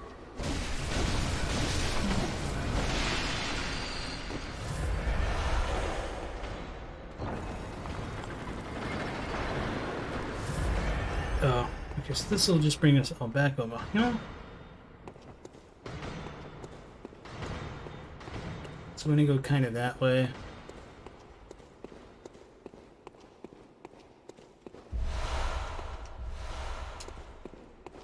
Avoid the patrol if we can, just because there's a lot of enemies. What did Varl say? That's how you imagine the Age of Men from Dark Souls. A lot of people feel that way.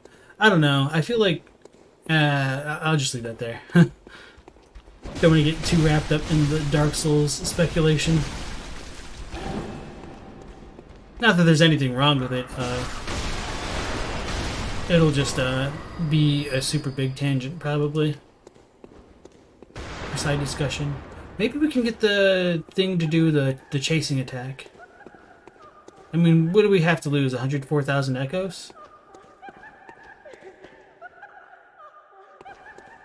Did she fall down? These are just bullets, right? No, just cold blood.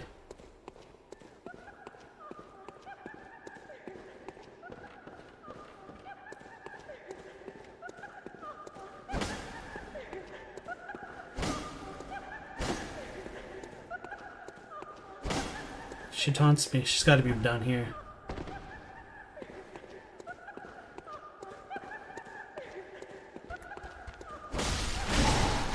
These hallways are kind of suspicious. I just always imagine like the giant boulders rolling through them. Oh, okay. Sweet. I really don't know where that spirit went, which is kind of troubling.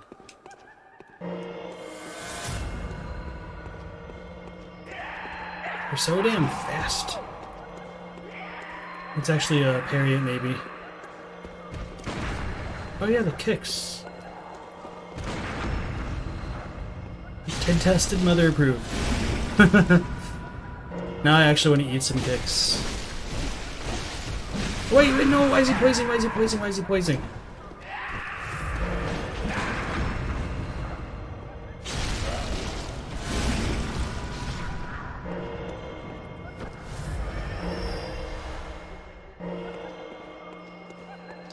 Sweet.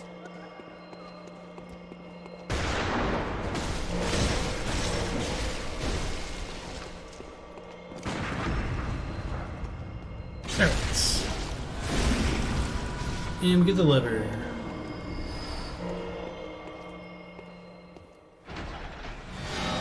You can kill Bed of Chaos before/without Settler without getting bugged. Bed of Chaos is surrounded by thick aged wood which take forever to get to without a sword. Can't you just roll through it?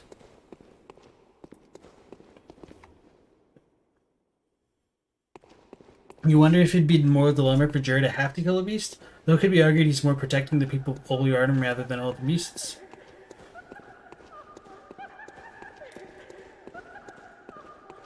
Oh, where did he come from?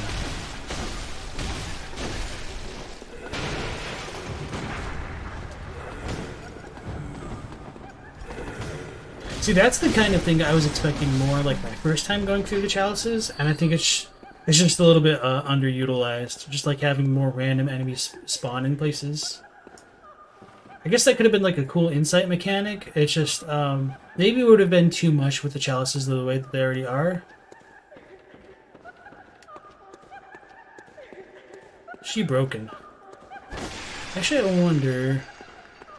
This should probably reset her, and then I can look at chat for a second then. What you find most interesting that there's no magic in Bloodborne? Arcane is more like otherworldly understanding of the cosmos than it is sorcery. I know what you mean by that, but yeah, like the supernatural stuff is essentially magic, just a very, very different flavor than what you'd see in like Dark Souls or even Demon Souls. Something time is convoluted.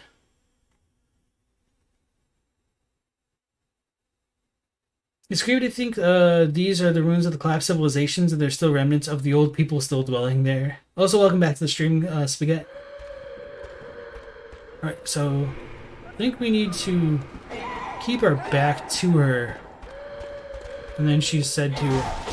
Oh no. Oh, she does frenzy? Oh, I'm gonna die. I guess she won't. Well, we have max insight and she didn't get me, so that's cool. Oops.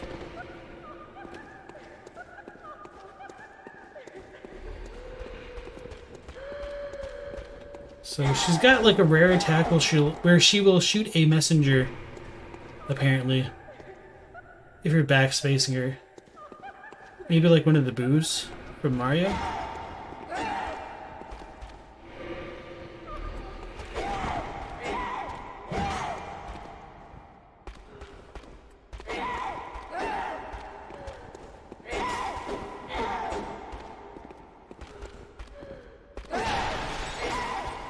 Apparently it is a rare attack.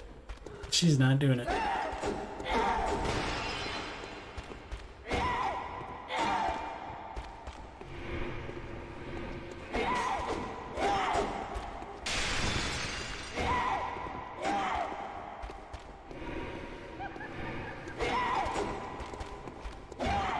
She'll probably like do it in the midst of one of the smoke clouds or something.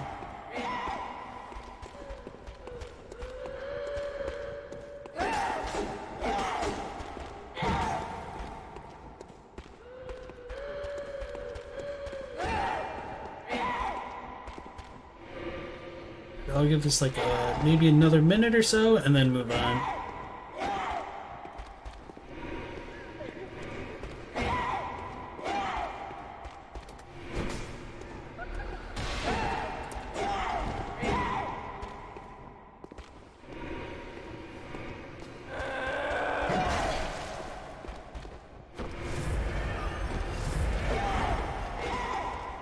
I never realized that their attacks caused frenzy.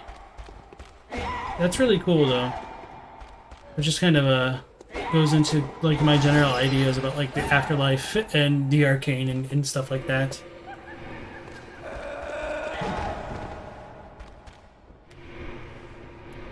That's not good.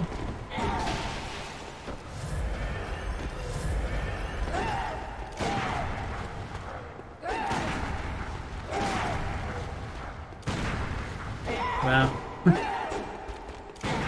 Finally.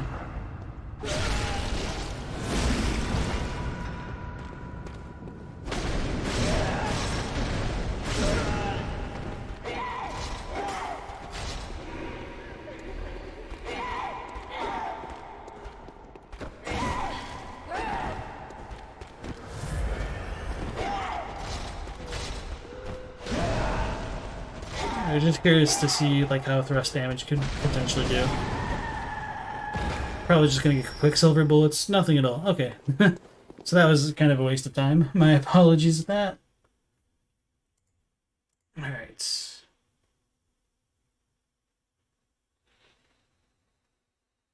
Not gonna lie, you've never seen the attack? I don't know, like... I heard it got patched out. I know there's like a different variant of those Labyrinth women that have like messengers kind of already sticking out of them when they appear, but other than that, that's just kind of what I've heard. So I was just going to see if it could happen for us. I mean, I could probably fish for it longer, but we gave it a good old try. Let's go back out since we unlocked the lever.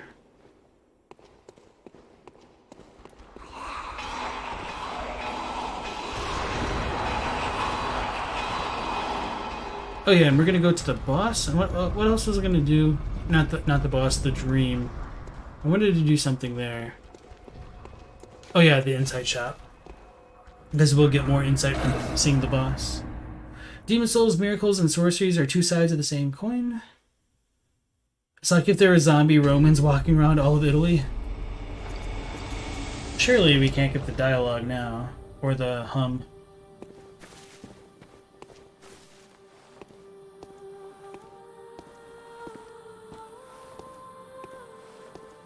Okay, I was actually going to be a little bit mad if she did it because I wasn't wearing like the default gear. Welcome. Very well. Oh, we can like level up again. Farewell, good man.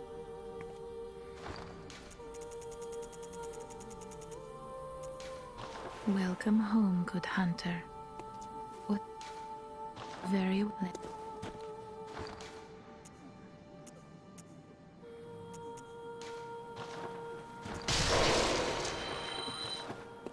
Welcome. What? Very well. Let me. Here we go.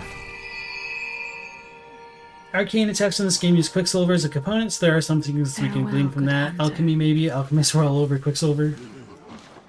Yeah, it's kind of interesting that we use like the actual bullets for the arcane spells as well as the firearms.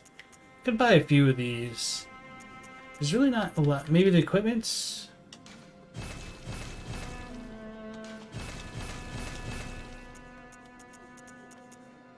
Because, I mean, we're not going to end up buying blood rocks. Yeah, maybe I should buy some more of these and actually use them at some point.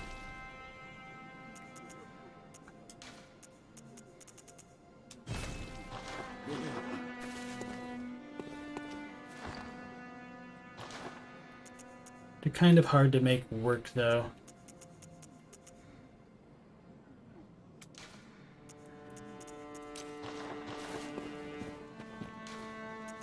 Well, that should be like the Watchers or something and be impeccable.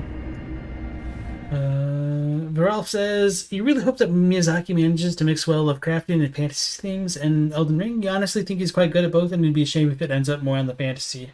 I think it will be more fantasy side. But I could be wrong.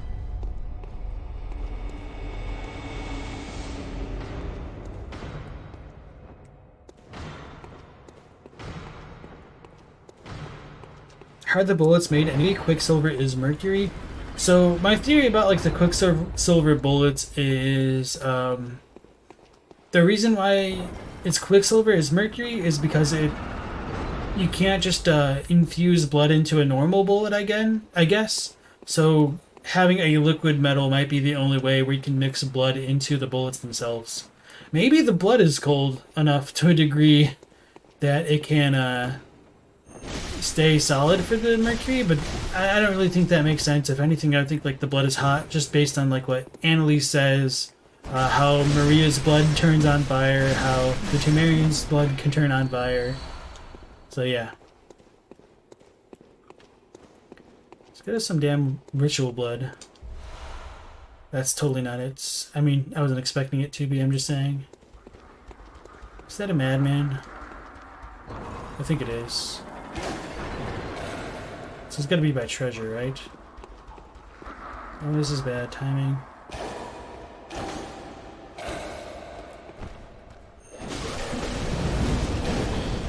Oh, I lived. Oh, well, we screwed up. This is a dead end, yeah. Ooh.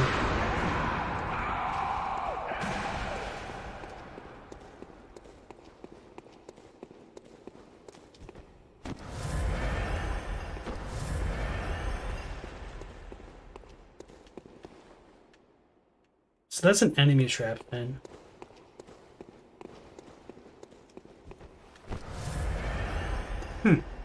Surprised it's not following me. You always considered Quicksilver guns as like a super soakers, but instead of blood, it's mercury. I mean, they kind of are, in a way. Now that I think about it, I think it's pretty rare for the chest to actually be like up here. Oh, we got it! Okay, we can just skip out of this chalice for now. But not until we get our prize. And then go to eyes.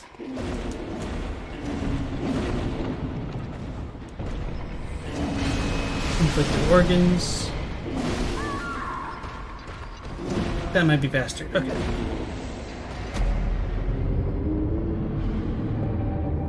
Paneer, welcome in. Rat says Quicksilver in Bloodborne is probably an entirely different material than in real life, as shooting the Quicksilver bullet would melt it before it even exited the barrel. The flame sprayer is the only weapon that might work with Quicksilver. Oh man, that would be so scary. A flame sprayer that just the mercury fumes out of a flamethrower. Super toxic, super bad. Oh, we need echoes. So let's remove this one. So we need, oh, quite a bit actually.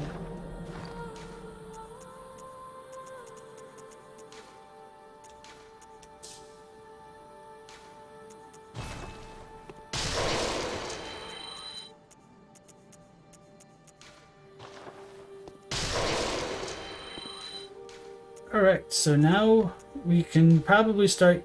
we need Arcane Haze. Okay. We can probably start farming for our gems, finally.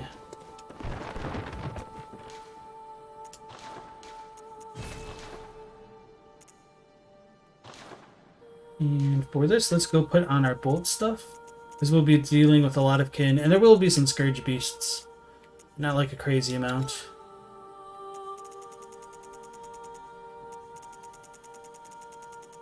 So let's put on our kin gems. That's beast.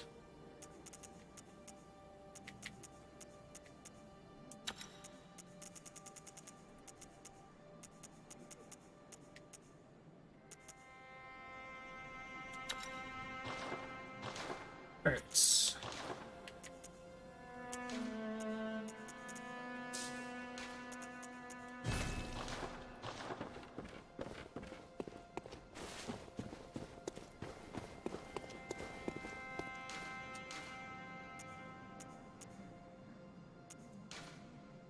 Hey.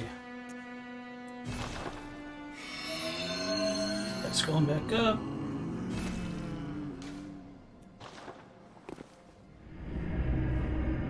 The way they implemented the guns is so weird in this game. So yeah, that's how like one of the interviews they said like for their testing, the Japanese folks didn't really want to use the guns and the Westerners wanted to over rely on them, so it was difficult for them to kind of like balance the expectations for it.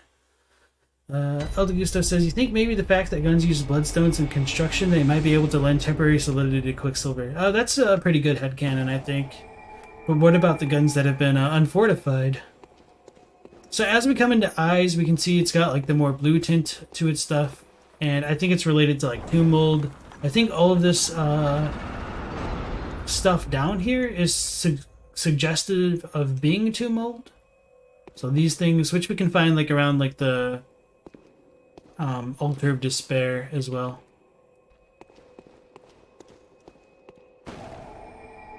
Katie says, how are Quicksilver bullets called in Japanese, and what Quicksilver is called exactly? Do you want to actually know the Japanese term for it? I mean, it's essentially just like mercury. Quicksilver is just kind of an archaic way of saying mercury in English, and so it's just kind of a localization flair. Which I don't think it's a bad one. I think it's a really good choice to say like Quicksilver bullets instead of mercury bullets.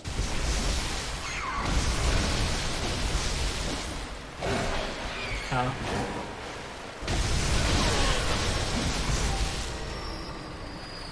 You think the back to the... Oh yeah, I read that one.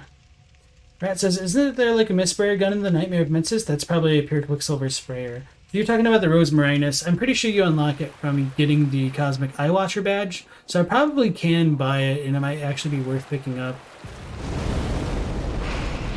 I don't know how good it is against these rats. Oh yeah, we have our full HP back now. Or like max HP. Oh. I got. I guess I'll throw a pungent cocktail next time and just go to town. Patrick again says, you know the mercury mist is actually what you imagine the Rose Marinus to be. Possibly. I mean, it makes sense if you're funneling a crap ton of mercury bullets into it. Looks like we're having some stream difficulties. Let's look at... Oh. Okay, so it's my internet a little bit this time.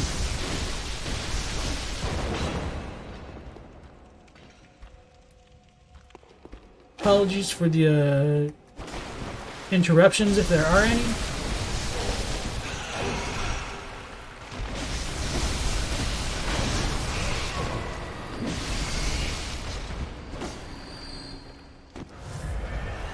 Oh, tomb mold tier 5. Off of a rat. That's crazy. Okay. And that's where we were. Halid said bullets do make sense. The only weapon you have no idea how it works with the Quicksilver bullets is the bow blade. Yeah. Elden Ring looks like it's going to have elements from all the games. Quicksilver infused arrows.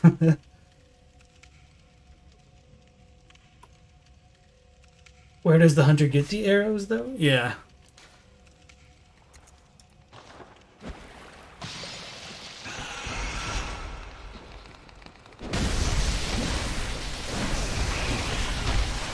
Stop getting me. Get the damn bottles. The goggles do nothing.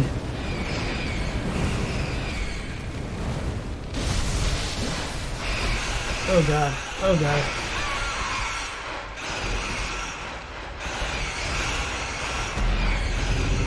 The feels when the trash is harder than the bosses. Oh yeah, since we did pick up the Tomb Mold 5, I should probably compare it to the actual plants in here. That's a good point, Patrick. Let me pull that out.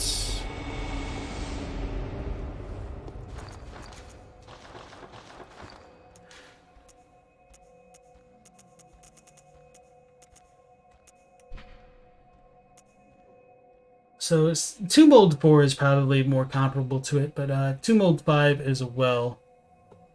So let's zoom in.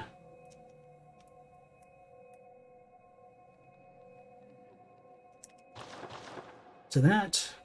So one of the theories that I have about this stuff, I think it's tomb mold, and since it grows on cold blood flower, I do wonder if like these little tendrils coming out of it is supposed to be like beast fur, essentially.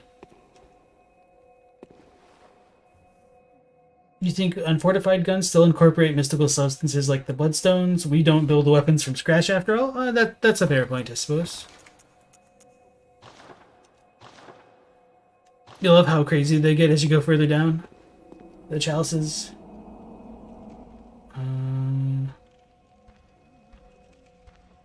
Katie said you were wondering if the Japanese version has a connection to silver like Quicksilver. I think so. I'm pretty sure it's like water silver is what like it's literally called as far as the characters go. I would need to double check. I'm pretty confident. It's like Suigine. Sometimes I tend to forget that stuff. It's a lot easier to recognize than produce. Ronnie Sanders, welcome in. You cannot help because I can't connect to the network, but thank you and welcome to the stream. That's the average /Kanon for you. Mercury might be mixed with blood in the ammo manufacturers. The church is probably leading the ammo manufacturing. Okay.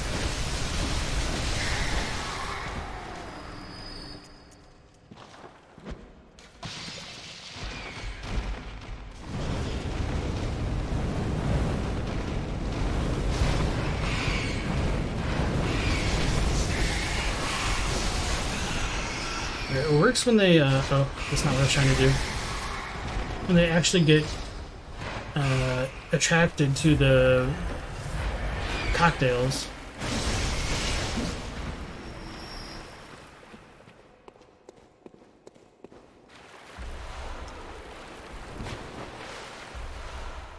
Thought I heard something. Okay.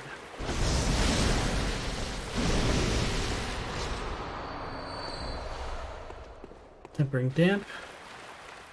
So we need odd arcanes, essentially. So this is a dead end, apparently? Oh, almost a real dead end.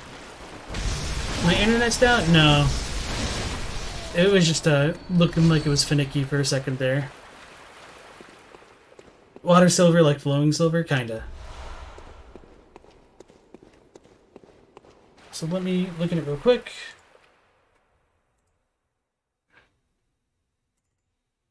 Yeah, so it is just like water silver. And not like flowing water, it's just like literally water, like hydro silver. So if you want to like look that up in a dictionary or something, Suigine, just as I thought. But I also just didn't want to get it wrong for whatever reason.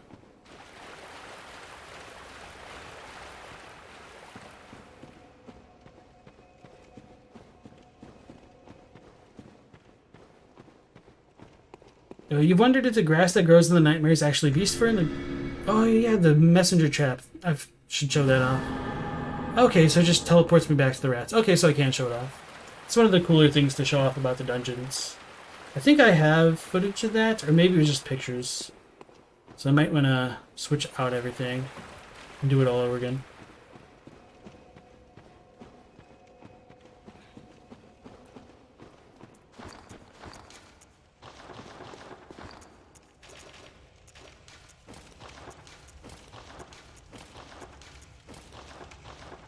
So let's back up, start recording.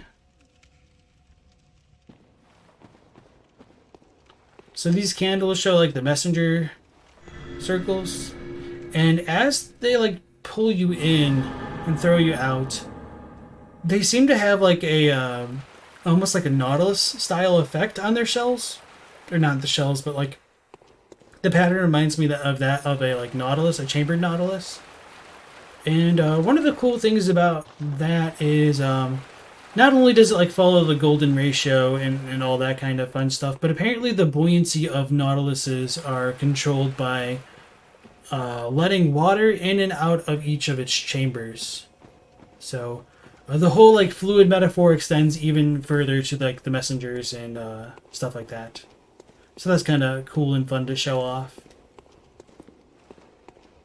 And I think we're gonna get a bell, or is that that's in the lowest layer, I think. Hey, we finally get some celestial larvae going on here. We got the messenger, turning on that light down there. And probably a brain sucker up top.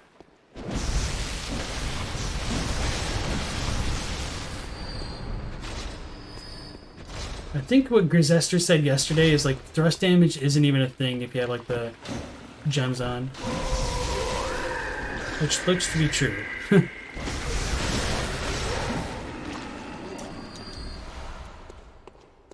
Okay. Isn't the planet Mercury in Japanese water planets? I don't remember the planet names super well off the top of my head, to be honest. I don't have to deal with them too often. But I could look it up.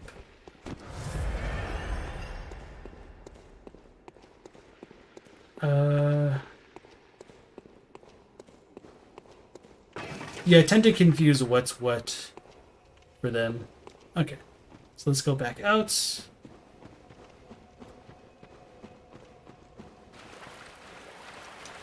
Do you think that it was Quicksilver because Silver Bullet was a classic Van Helsing trope? And a weakness of werewolves, but actual silver is expensive, so they use Quicksilver instead. So yeah, part of the reason why I think they went with Quicksilver in the localization is because like it's the whole werewolf game. This kind of aesthetic going on at first. So, like most people think, oh, silver is good against werewolves, so like that's why they used Quicksilver bullets. If they're ignorant of like Quicksilver just being an older name for Mercury. Would I buy and wear the Tomb Prospector set? You heard, despite having average stats, it offers good protection to all forms of damage. So I did buy most of it when I was offline, because I needed to use some of the echoes, because I was just going to spam the Hunter's Mark, not the bold one, because I couldn't buy them. So I just need to buy the chest piece. Oh yeah, I also need to equip my armor again. So I mean, I can equip parts of it. So... where's the Tomb Prospector? So I did buy the Yharnam Hunter set completely. Maybe I didn't get all of the Tomb Prospector stuff then. So I did get the hood.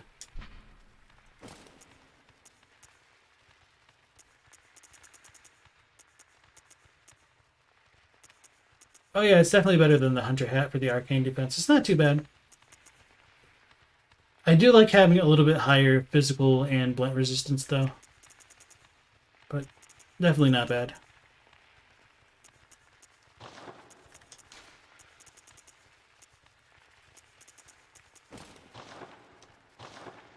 But that kind of does go with the Executioner set.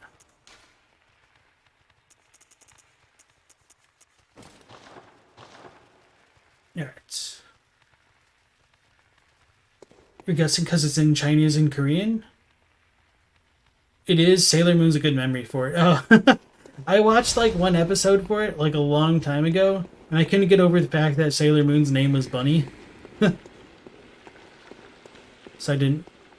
Did I just go through... Yeah, this is different. Oh, I went through the side door. Okay. I'm like, this is not how bosses work. Right, no messengers over there. But yeah, that might not be too bad idea. Not too bad an idea, because watching the Sailor Moon stuff will probably make it stick in the memory a bit better.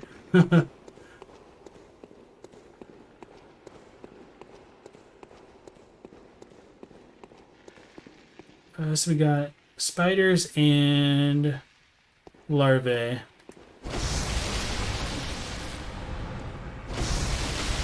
So 2 hits for those. Where's the spider? I just saw it. Oh, and the devil dogs.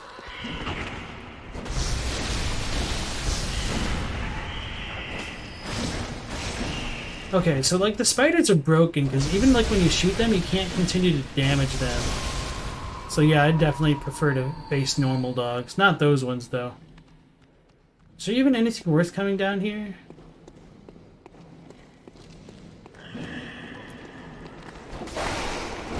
Well, let me get it. Oh, there was a keeper too. I didn't see it.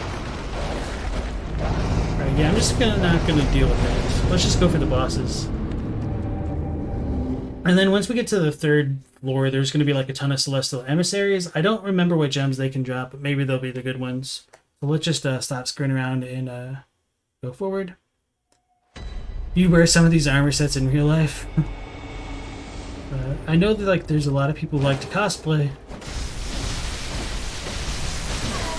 And welcome back to the stream, Mercy. Ball killed it.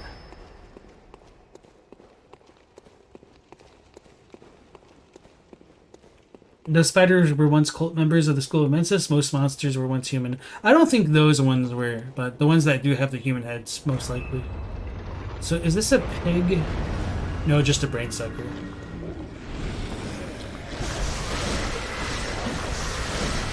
I just remember like pretty much all of the bosses in the Ice Chalices being kind of disappointing.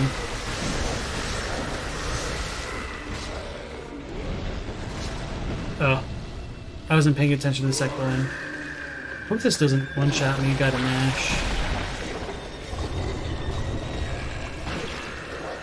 Oh no, my inside. Oh, that's it. Okay. Super tough boss. Tempering damp. We need odd. Odd boys.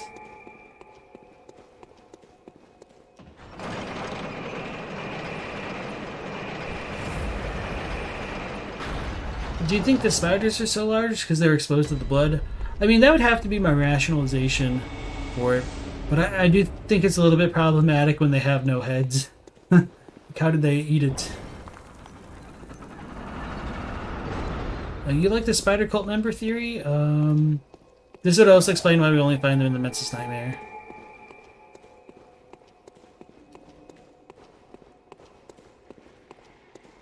So that's the lever.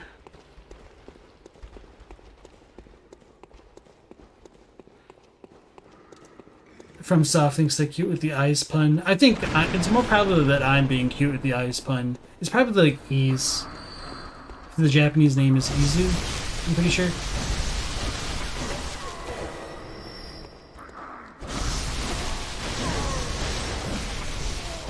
Hey, it didn't live with 1 HP. Okay. Yay, we get our bell.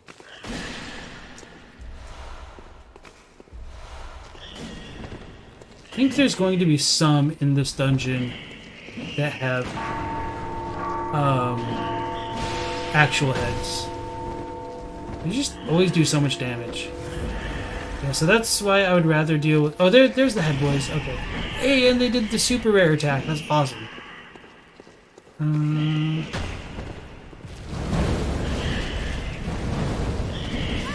Yeah, that's why I don't like the spiders and would much rather face the dogs. And they just deal a lot more damage, I feel. Does the word for eyes have a meaning? I don't really think so. It's put into the equivalent of like their alphabet that's reserved for like foreign words, but that doesn't mean that it can't or doesn't. But that's a good question. And also, welcome to the stream, Clover. So I won't deal with the spiderlings, but it's just kind of fun to show that off. Like if you do hit the bells, they will trigger the enemies to like become aggressive and chase you. You can activate the bells with like the small music box because it has an AoE hitbox for like Father Gascoigne. It's just kind of fun to troll around with.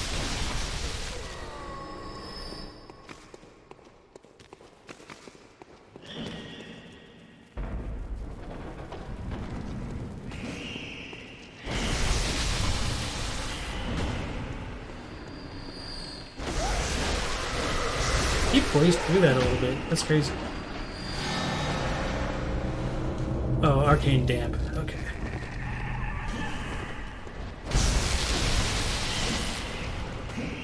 So we need to fight more brain suckers, essentially.